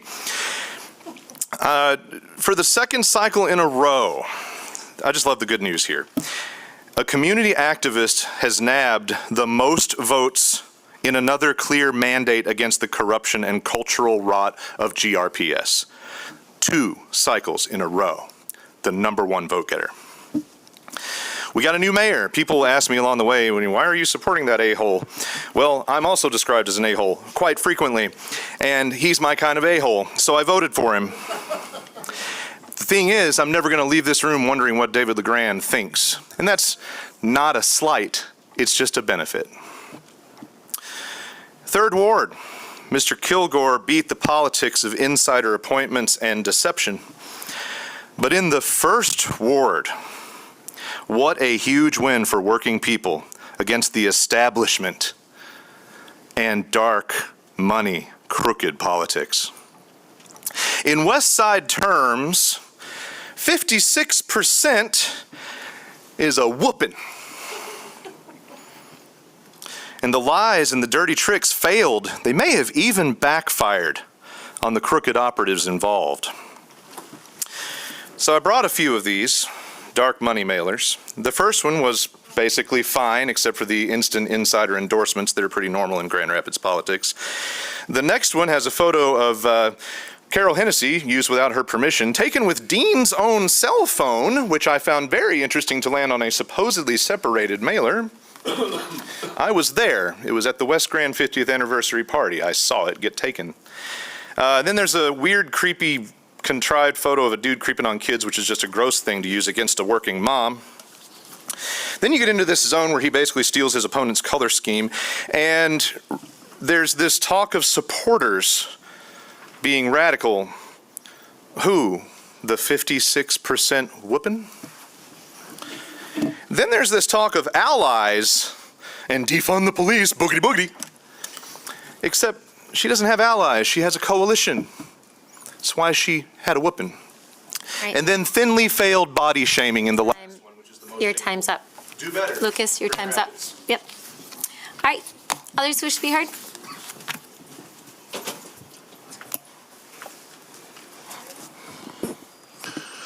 Mark back.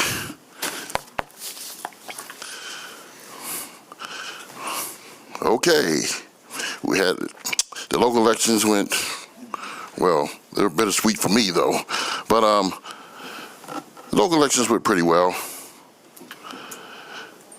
But still, this doesn't ease the pain of the orange man back in the White House. And he's up to his old tricks once again. And then he stop and frisk all over the country. So black people, black men, you better beware, because they're gonna be out on the hunt.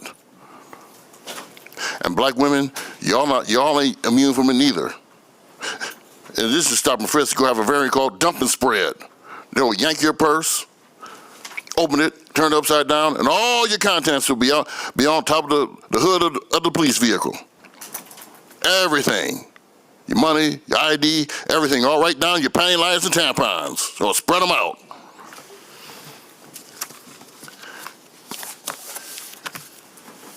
And if you have if your young son be killed accidentally, or your daughter get raped by a cop accidentally, by rogue cops accidentally, guess what? There's nothing you can do, because the Orange Man will imply total immunity to all law enforcement nationwide.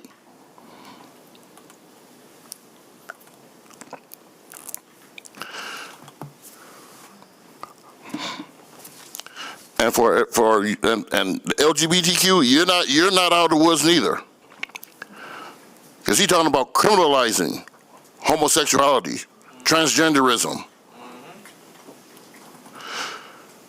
So Pride Month is going to be a lot more tougher,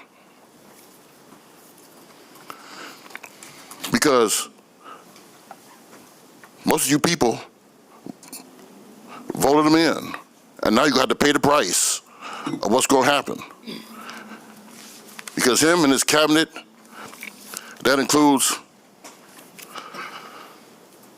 a skirt chaser of underage girls, a dog killer, Dastardly and Muttley, a two-bit weekend host who's involved in alleged sexual assaults himself, and plenty more out of that cartoon carnival because of the Orange Man's administration. Fortunately, none of them are not black, and quite frankly, I don't want to be a part of it neither. So get ready. It's going to be a long 4-year ride. Thank you. Thank you, Mark. All right, others wish to be heard? Hello, Shannon Tanis again, First Ward displaced. I spoke to you guys about a month ago regarding another public body and some issues about sex offenders being regulated and registered properly with the public database. And I'm here to inform you that it's kind of a consistent pattern throughout all the states, that the alignment of application of laws that the state creates is not in good standing with federal regulations of those public database systems. So I reached out to Joel Dowling with the DOJ. He is actually the director in policy of SORNA, and we just got elevated to the first of the line for that compliance review. So thank you very much for your non-engagement again. All right, others wish to be heard? Hello, Laura Sessa, back Second Ward. I wanted to touch on the Three Towers project. I wasn't able to attend the last public hearing, but I did watch it, and I thought it was very interesting what was said. I have to admit, personally, I am always a little skeptical when I hear about large corporations getting tax money. However, I was not very familiar with this specific tax policy, went down a rabbit hole with the Michigan Auditor General to understand how this policy works, and saw that it is actually effective at doing what it means to do, which is rehabilitate these brownfields, get them into a better use than what it is currently. So in general, I support the project. I can't really say that having it in the community would be bad. So I look forward to having it completed. The one thing I will say is I was struck by the developer saying that if people wanted to see a larger contribution to the Affordable Housing Fund, they would be seeing a larger percentage of zero because they wouldn't do the project. And I just want to echo the call saying I would like to see that math. I would like to see this breakdown of why they think that this would not be possible with a larger contribution if it is as they truly say. And again, if they're telling the truth, there should be no problem in showing us the financing behind it. So that's all I ask for. But in general, I think it's a great project, and I do want it to happen. So thank you. Thank you. Thank you for your comments. All right, others wish to be heard? Good evening. My name is Laurel Shantz. I'm a member of Together West Michigan, but I'm speaking tonight on my own behalf. This is my opinion. I was here on Tuesday and listened to the people talk about the project. There were 36 comments made by people from neighborhood associations, Together West Michigan, some climate advocates, and all of them were opposed to the project as planned. The other 5 people who spoke in favor were business people. So I just say quite a mismatch on that there. The other thing I wanted to talk about was their slogan of world-class city. And, I've heard it, I also heard it described as a cool city to live in. Well, if you're one of the 70% of people in Grand Rapids making less than 120% of area median income, you're not going to be qualifying for these apartments or condos. If you are one of the 47% of Grand Rapids residents making week-to-week decisions as to whether they can pay the rent today or we can eat, those people aren't going to be included in this discussion either. The need that we have the most in this city is affordable housing, and we need it now. We don't need it in 2 houses a year, which what they are offering funds for.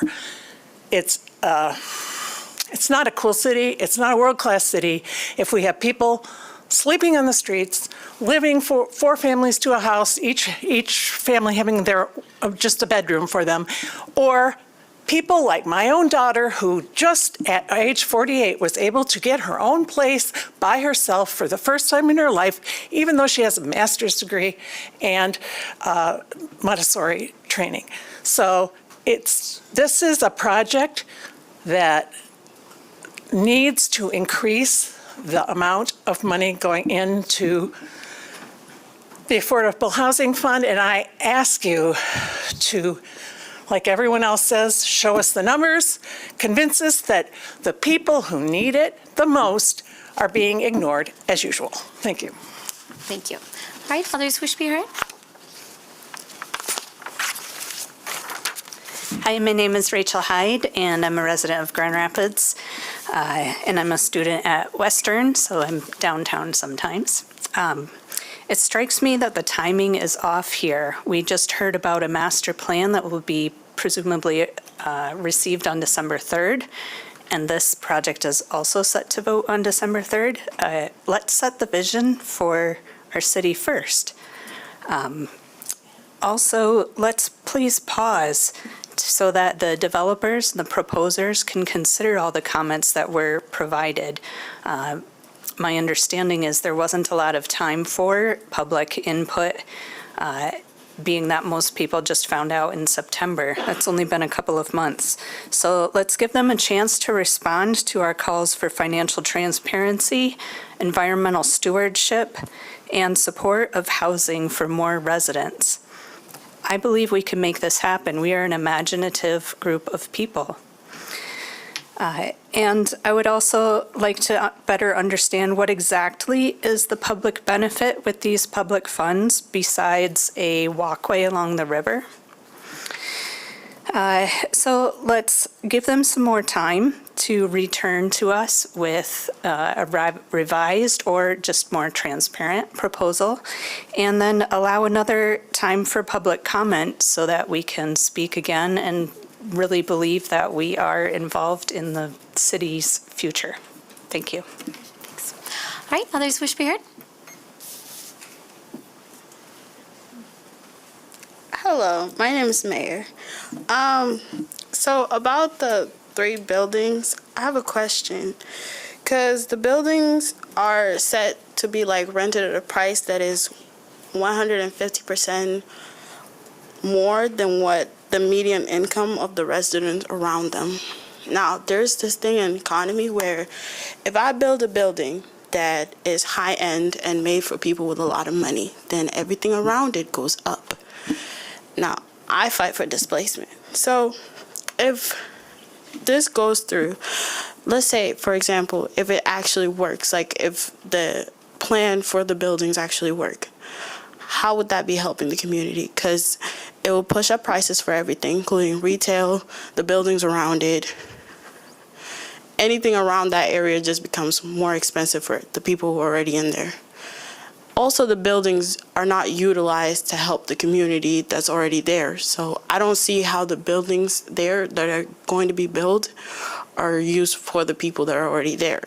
So my question is, what are the buildings for? Now, my proposal would be, if you guys are going to build buildings for offices and high-end homes, then to a certain extent, the people who are around there should have an opportunity to acquire those skills before those buildings are implemented.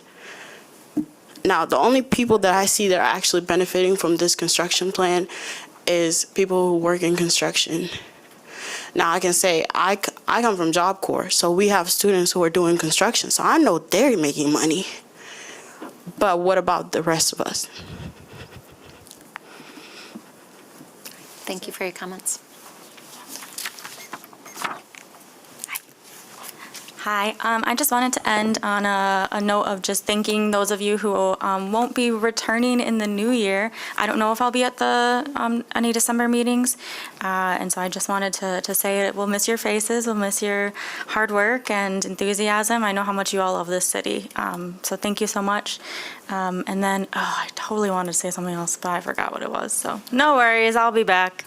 Thank you. Thank you, and thank you for your support and work at Job Corps. All right, I will turn to my colleagues. I'm going to close that comment period. I'll start down here with Senior Commissioner. Commissioner O'Connor, nothing. Commissioner Knight? Yes, thank you for everyone that came out tonight. I unfortunately missed the afternoon meeting last week because of a work conflict. I'm torn by, a lot. And I think there's so much that we have to juggle as people when we're looking at development and growth of our community. And I think I spoke to some of the members of Together West Michigan that are here tonight and really thought about, how we balance growth and how we balance change, right? Because as we grow, as a people, as years go on, there is change, and change is uncomfortable and a lot of times does not fit into the space where we want it to. I agree that, I feel like as a person living in this community, having lived in the third ward, having lived in the first ward, living in the second ward, watching the things change and how things grow throughout our community and wanting more. We all want more. We want people to have the things that they need to thrive and to grow and to be successful in our communities. But at what point do we stop listening and getting to that place of negotiation where there is something that we can come together on? After speaking with, some of this group, I also spoke with the developers, and I listened to both sides. And sometimes, listening helps sometimes. And I feel like we get in a position sometimes where we want a thing, and because we want that thing, we're not willing to see what else can happen in that space. And so I asked the question, where are we willing to negotiate? Where are we willing to see how we can work together to meet the needs of everybody? Everybody's not going to be satisfied with what the outcomes are, but how do we get to a place where we can negotiate and get to some amicable reasoning on what we're looking for our community, right? And so I'm just sitting back right now looking at both sides of this. Now, we could argue and say, hey, okay, we don't want this to happen. That could happen, but then there's nothing going into the space. There's nothing that's changing. And will it happen? It might. A lot of us may not be here when it does, if it does, right? But what can happen when we work with change? Not to say we just let people have what they want to have. No, that's not how it's supposed to work. But there does have to be a place where we come together to negotiate and to be able to listen. And even having a couple of these conversations, I think that got broken somewhere. Because I listened to both sides, right? And so I think we need to, as a community and as a people, stay in a place where we're willing to hear and where we're willing to listen and work together. Because it could be a both and. We can get to a place where, yep, everybody yells and screams and said, nope, we don't want it to happen. It's not going to happen. We're not going to do it. Okay, yep, well, guess what? We end up with nothing. And while we're all sitting here talking about what we want for the people, right, I want to hear those people, because I don't hear those people. I hear a lot of us wanting stuff for other people. And we all want that, right? We all want the best. I want my children to survive. I want my children to thrive. I want their businesses to thrive. I want people in this community to thrive, people that I see every day, that I sit down, that I eat and break bread with, that I have coffee with, that I talk about dreams and hopes and visions and all those things for our future. But I want to hear them too. Not just us that want good things for other people. But as a community, if we don't work together for the future, and again, change is rough, you know, when we sit down at turkey time and we all get big and our pants get tight, it don't feel good. And so we have to do something to change that situation, right? So I want us to really think about that as we can continue to go forward. Yep, I want to hear what they're talking about. I want to hear where the money is. I want to see where the numbers are. And I want to see where there's some room for us to exchange and grow. But we have to be willing to do that. Because once we put our blinders on, we don't see and we don't hear. And we lose sight of the future and what we really want. So I'm really grateful for that. I'm grateful for the young lady that came up and said, we need to pause a little bit and hear back from the people that we keep screaming at, saying that we want more, we want more, we want more. Well, how can I tell you anything if you're not hearing what I'm saying? Or you don't give me a chance, right? Let's be a little more amicable and work together for a better future for all of the community. Thanks, Commissioner. Commissioner Goy? Thank you, Mayor. And again, thanks to all of you who commented on the master plan. I think it's the comments were certainly very helpful, and I think it's very promising. And certainly there were some areas of concerns that you raised, and I think we all heard that here. And so as we move forward, we have 2 weeks to make some adjustments, and I'm sure that our staff and we as your elected officials will certainly work with our staff to make sure that they are also addressing the things that you express your concerns about. Regarding this particular project, it's I think that sometimes we get so focused on one thing that we forget that there's other things along this issue. For example, for me, as I'm considering, how to vote on this particular matter, to me, it's not only about housing units. To me, it's also about home ownership. Housing units, rentals, that's not the way for many of us who have been blessed with having the ability to own a home. That's where we generate our wealth from our home ownership. So what does home ownership require? It requires individuals to be able to have the necessary financial means to purchase homes and for those homes to be made available for purchase. So, I think that's one of the areas that I think I heard one person talk about that tonight, but one of the areas that I'm really looking forward to is what about the inclusion plan? How can we use what they already are planning on spending to allow for greater participation of what we call in the city the minority local business enterprise? It's right now, it is set at 4.7% of construction. And we're still talking, so I'm, again, like Commissioner Knight said, we're still talking. We have some weeks yet to go. What is the statistics that says 4.7% is all that MLBEs in the city of Grand Rapids can do? What is it? What is the statistics that tells you that? Or is it maybe that we can increase that number percentage and it's only 1% for professional services. So Why is that at 1%? So those are some of the questions that I think we're still asking. And I think it is an important question for us to ask because you see, they've already planned for that expenditure. What if we get from, it says currently it's at 30 million, what if we are able to show that we can use our minority and women-owned businesses to be able to participate at $60 million or even $100 million. We don't know. We haven't asked that question, and we've asked the question, and we're just waiting for some answers in return. There's questions that in my mind, what is the impact that we'll have, and however we make the decision on the particular programs of brownfield and tax increment financing? Because you see, I benefited from that program. When I built the GOE Center, I benefit from that. And there's going to be a lot of other smaller developers who are going to come out and say, can we benefit from those particular programs, and what will they be required to do? And so I think that there is things that we still need to figure out. But I think that we need to look at creating opportunities for individuals and for smaller companies.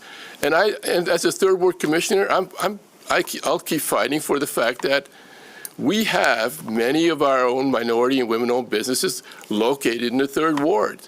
How can we get them to become more involved? How can we get them to be able to participate in the contracts that will be let out? Because this is a huge project.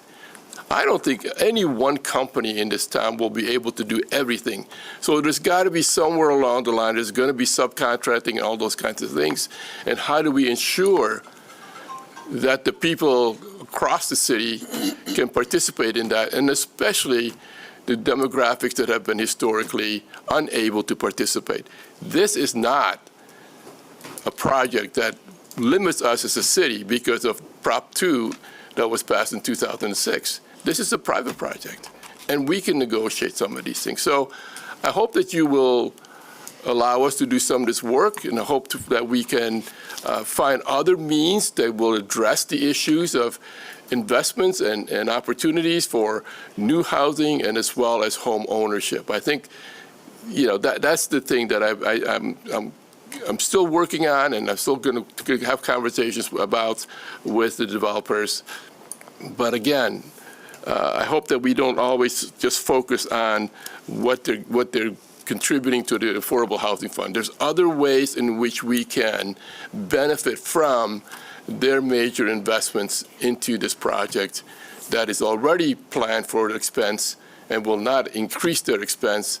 And hopefully this project will continue to benefit the city for future generations. Thank you. Thank you, Commissioner. My other senior commissioner, Commissioner Isasi. Thank you, Mayor. I wanted to just start out by some just acknowledgments. We have a couple, this month and last month is a very large month for neighborhood associations to have their annual meetings. I had the opportunity to attend the Noble meeting yesterday, and just appreciation to them. One of the things that they've done as a neighborhood organization is create their own neighborhood organization tool lending library, and they were really proud of that. I think they worked very hard over the last year, and I just want to thank a lot of the outgoing board members of that body. Also tomorrow, the Midtown Neighborhood Association is having their 40th anniversary, and they're going to have an event at Eastern Hall, and encourage people to check it out. It should be a really good time. Thank you for the work on the master plan. This is my master plan folder. So this is all of the presentation that Mr. Gilson and the consultants have given over this time. It started during a time of doing engagement in a very different way. And now to this point, to hear a variety of people, I think it was over 50 people on our steering committee. I'll look forward to being on the body next year and working towards operationalizing the plan. And that will be a large undertaking. And so I look forward to working with our new colleagues on that as well.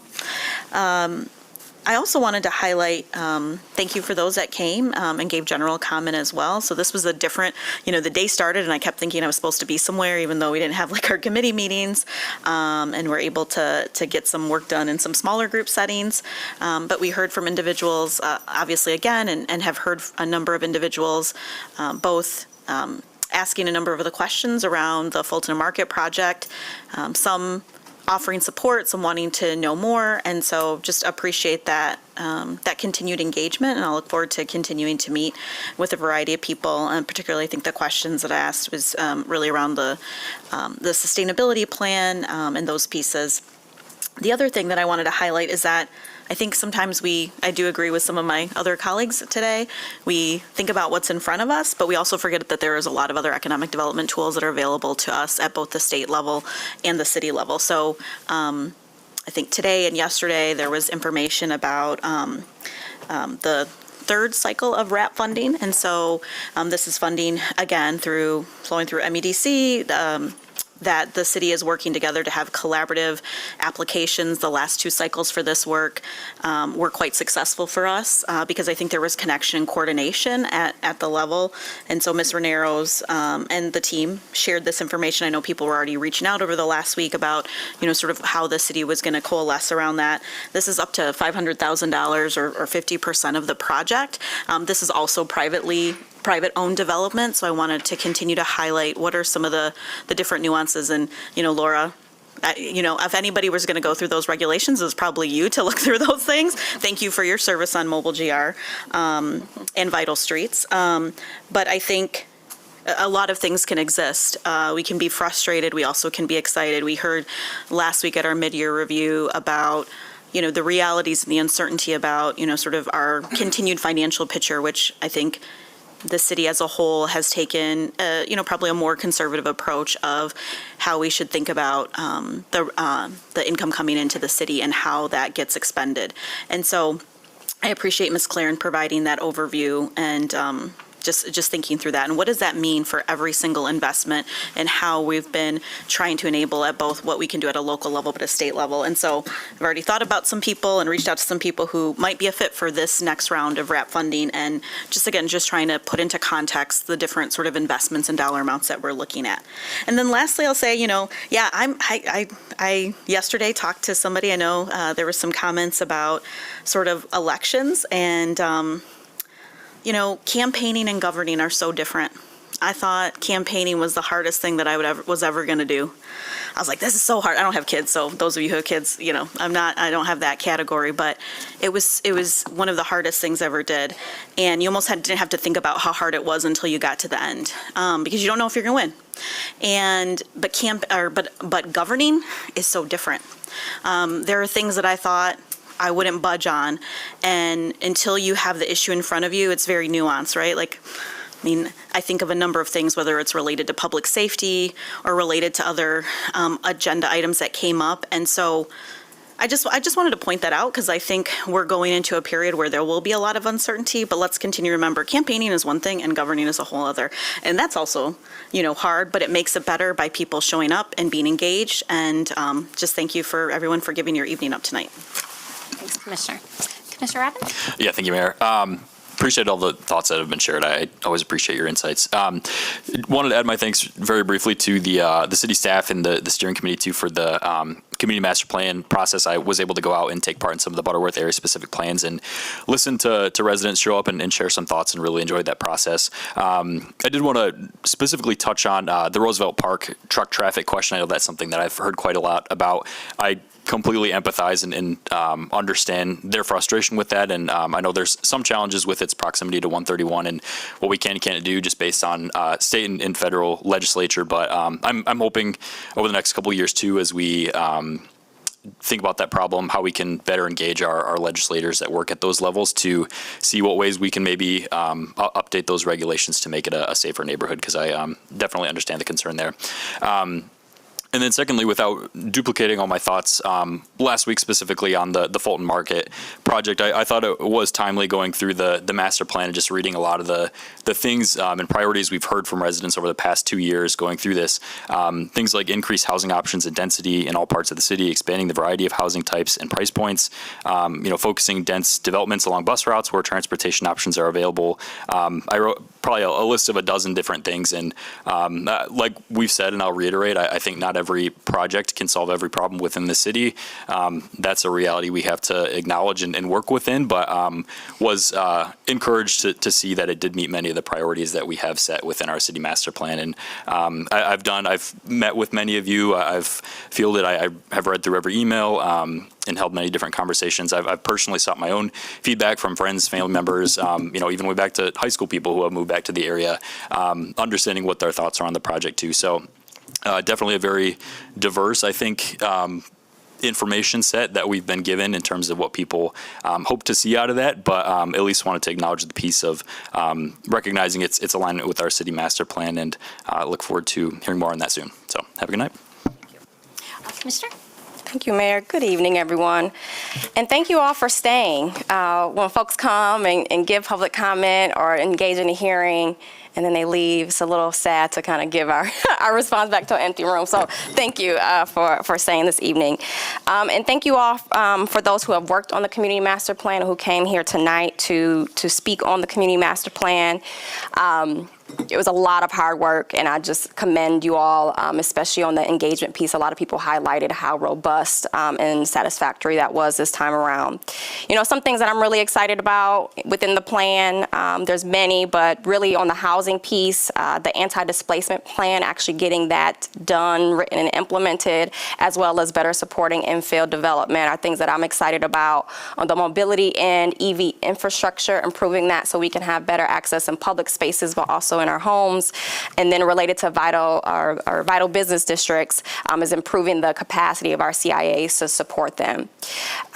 You notice that we talked about the area-specific plans, and there's 3 of them: Creston, Butterworth, and Southtown. Just want to remind us all that Southtown is 7 or 6 different neighborhoods and business districts. And so there's a little structural inequity built in there, right? And I think underscores the need to make sure that the Southtown CIA has adequate support from city staff, but also from kind of the CIA body itself. So I wanted to point that out, kind of just that disparity, but excited that we have an area-specific plan for Southtown, and look forward to inserting additional resources.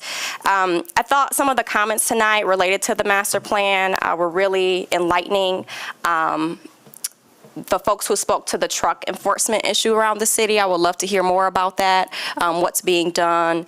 You mentioned state legislation. I'm not sure kind of what that connection is, but I'm wondering what we are doing as a city that's within our bounds, and what might we advocate on the state level where there's some missing gaps.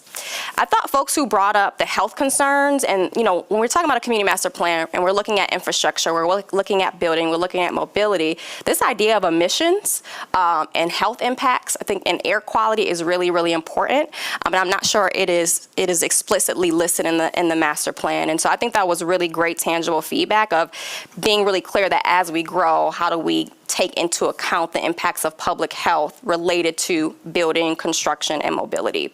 So that was one of my big takeaways, and hope that that's something that staff can take and noodle over and add before we vote next month.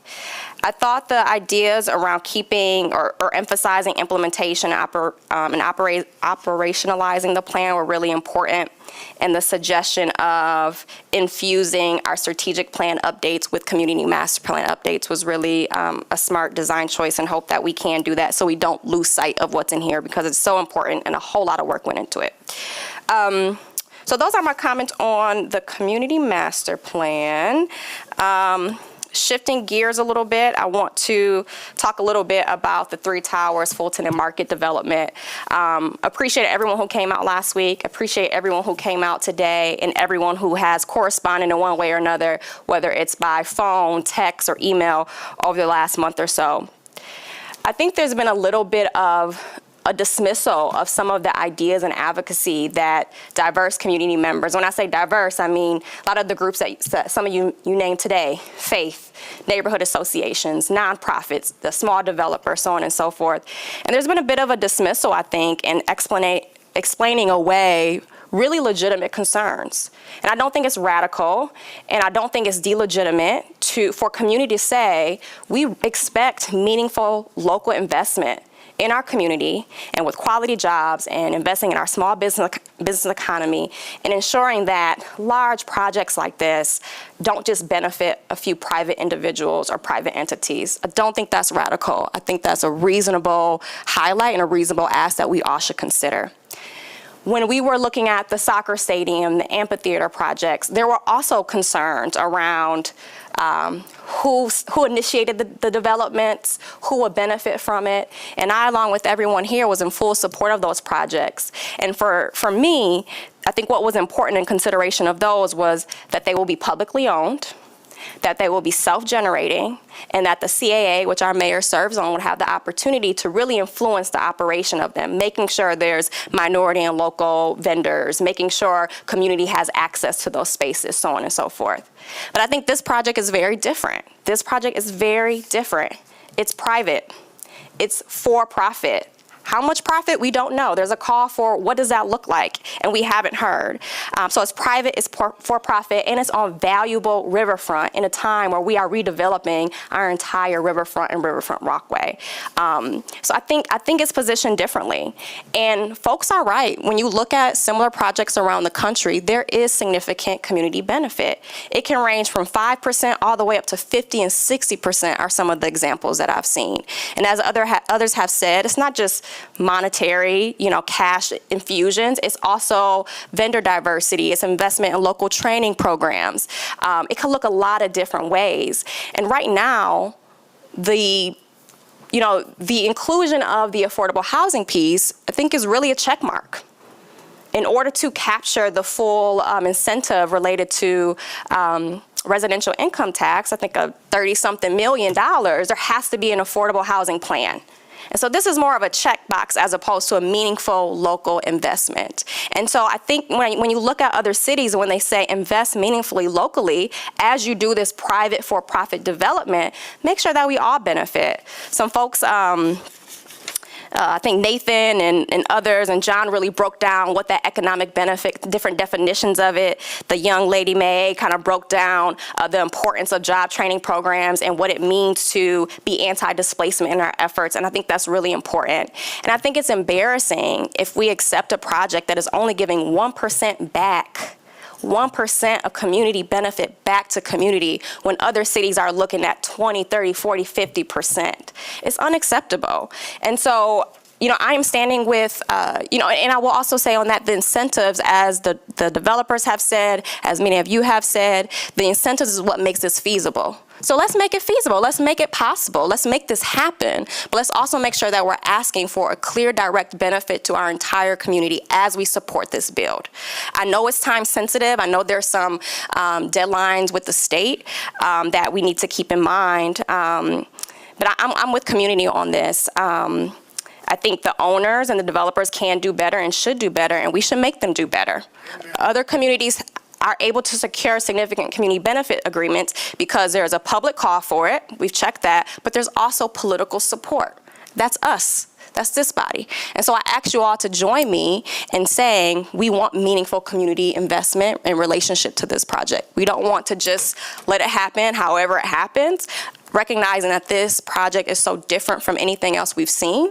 And it also is a historical build. I don't know if any of you know, it will be the biggest development in the city to date. And to accept a 1% back to community because it's associated with a checkbox, but not from a meaningful, intentional investment, I think is unacceptable. And again, that community benefit can look a lot of different ways. I would love for an increased contribution to the Affordable Housing Fund, but some of our speakers named 20 things. While I've been sitting here, someone sent me a 4-page document of other community benefit agreements throughout our country and in our state with a lot of other examples. There are many things you can copy and paste to make it really easy to get done here.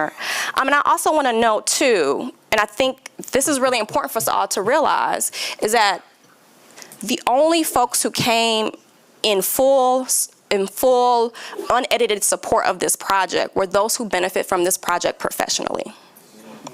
And that's fine, that's great.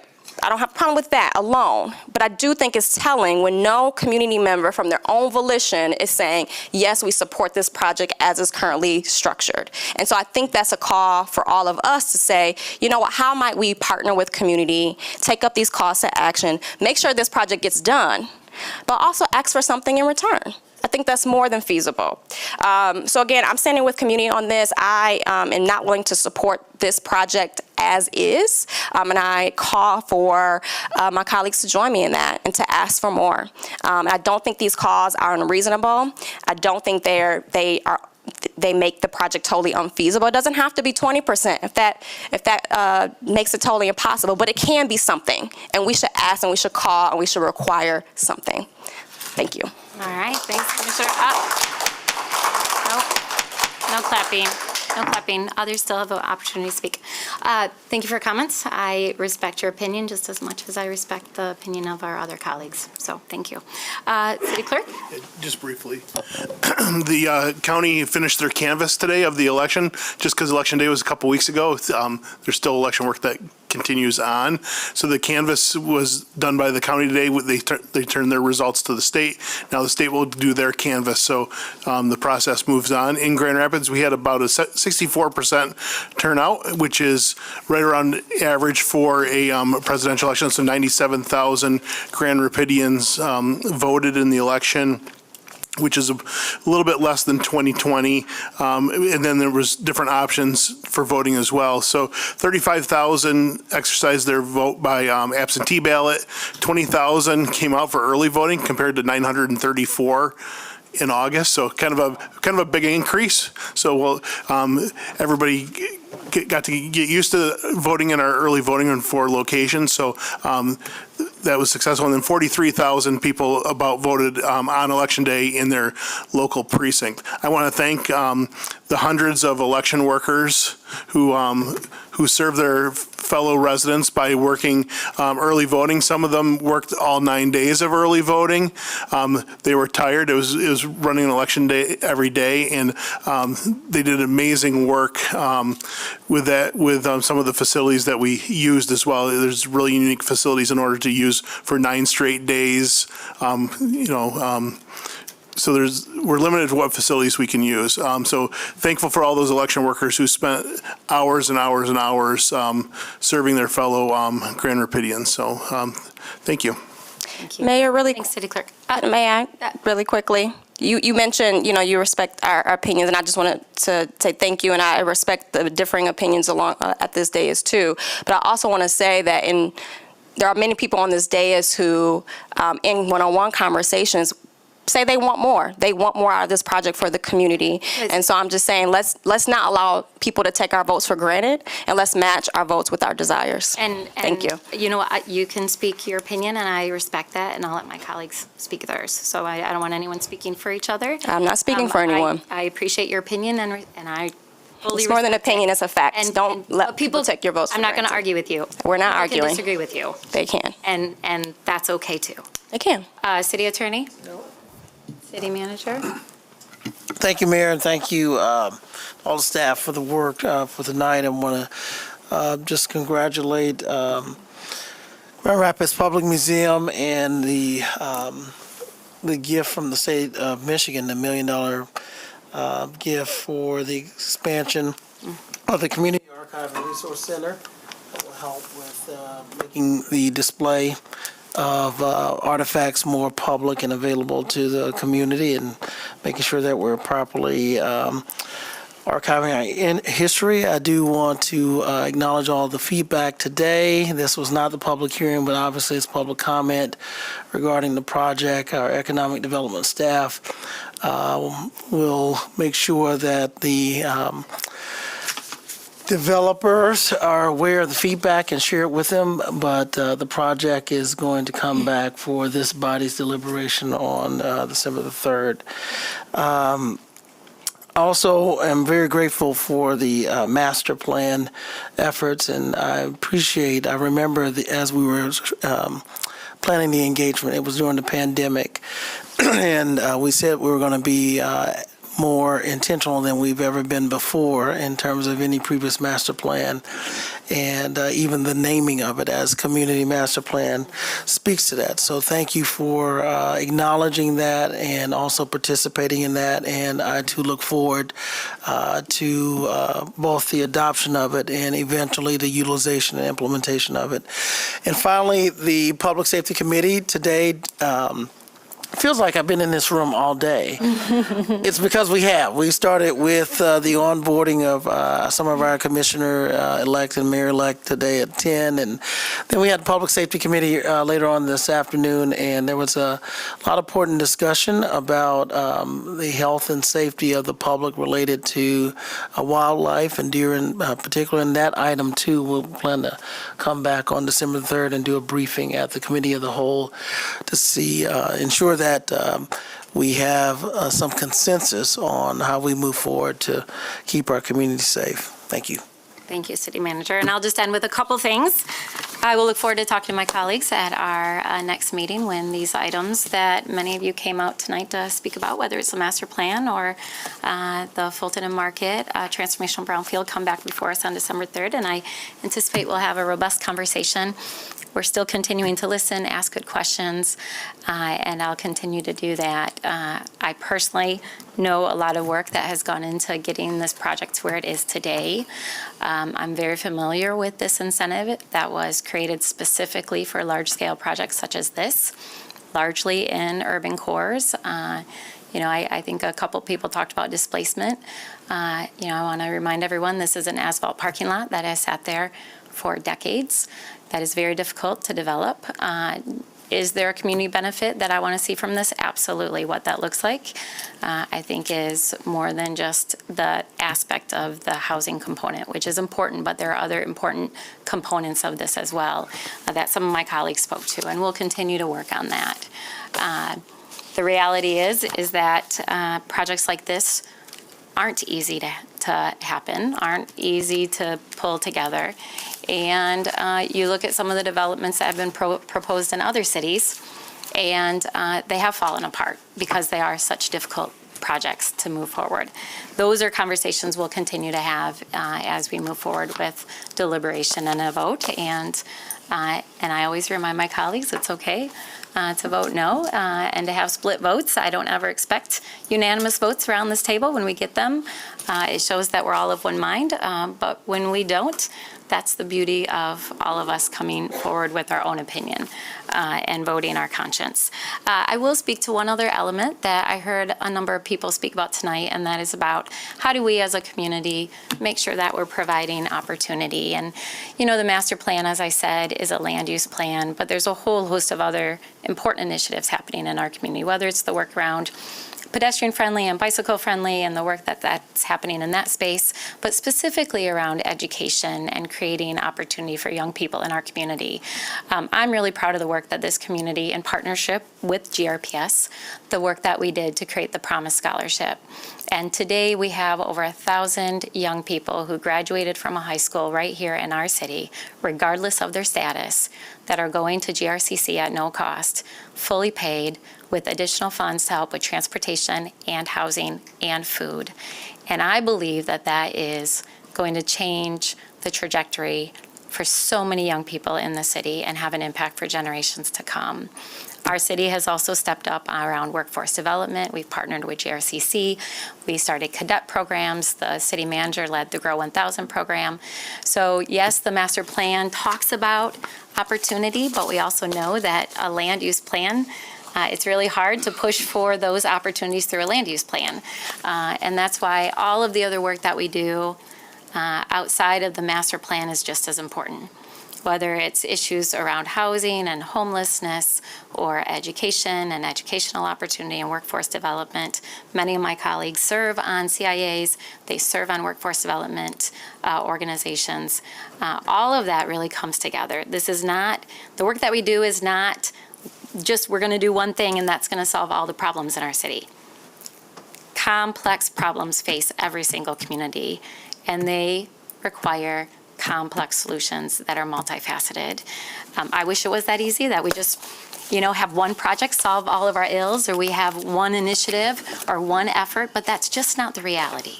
And so we're going to, whether we agree with you or not on certain things, I assure you, the one thing we agree on is that we care about people in this community. And we're going to continue to spend our time and energy and late nights and sleepless nights to do what we can to continue to make decisions and support efforts to support the people that call Grand Rapids home now and who want to call Grand Rapids home in the future, regardless of how much money they make. That is also incumbent on us, that we're a city for everyone. Yes, we need to do more to make sure that we have low-income and affordable housing, but we also have to be a city that welcomes everyone, including the doctors who want to work on the Hill, or the teachers, or our firefighters, or our police officers. We need to make sure we have a holistic approach. So with that, thank you all for coming. Appreciate all of your efforts and your energy and your time and your faith. So with that, have a good night.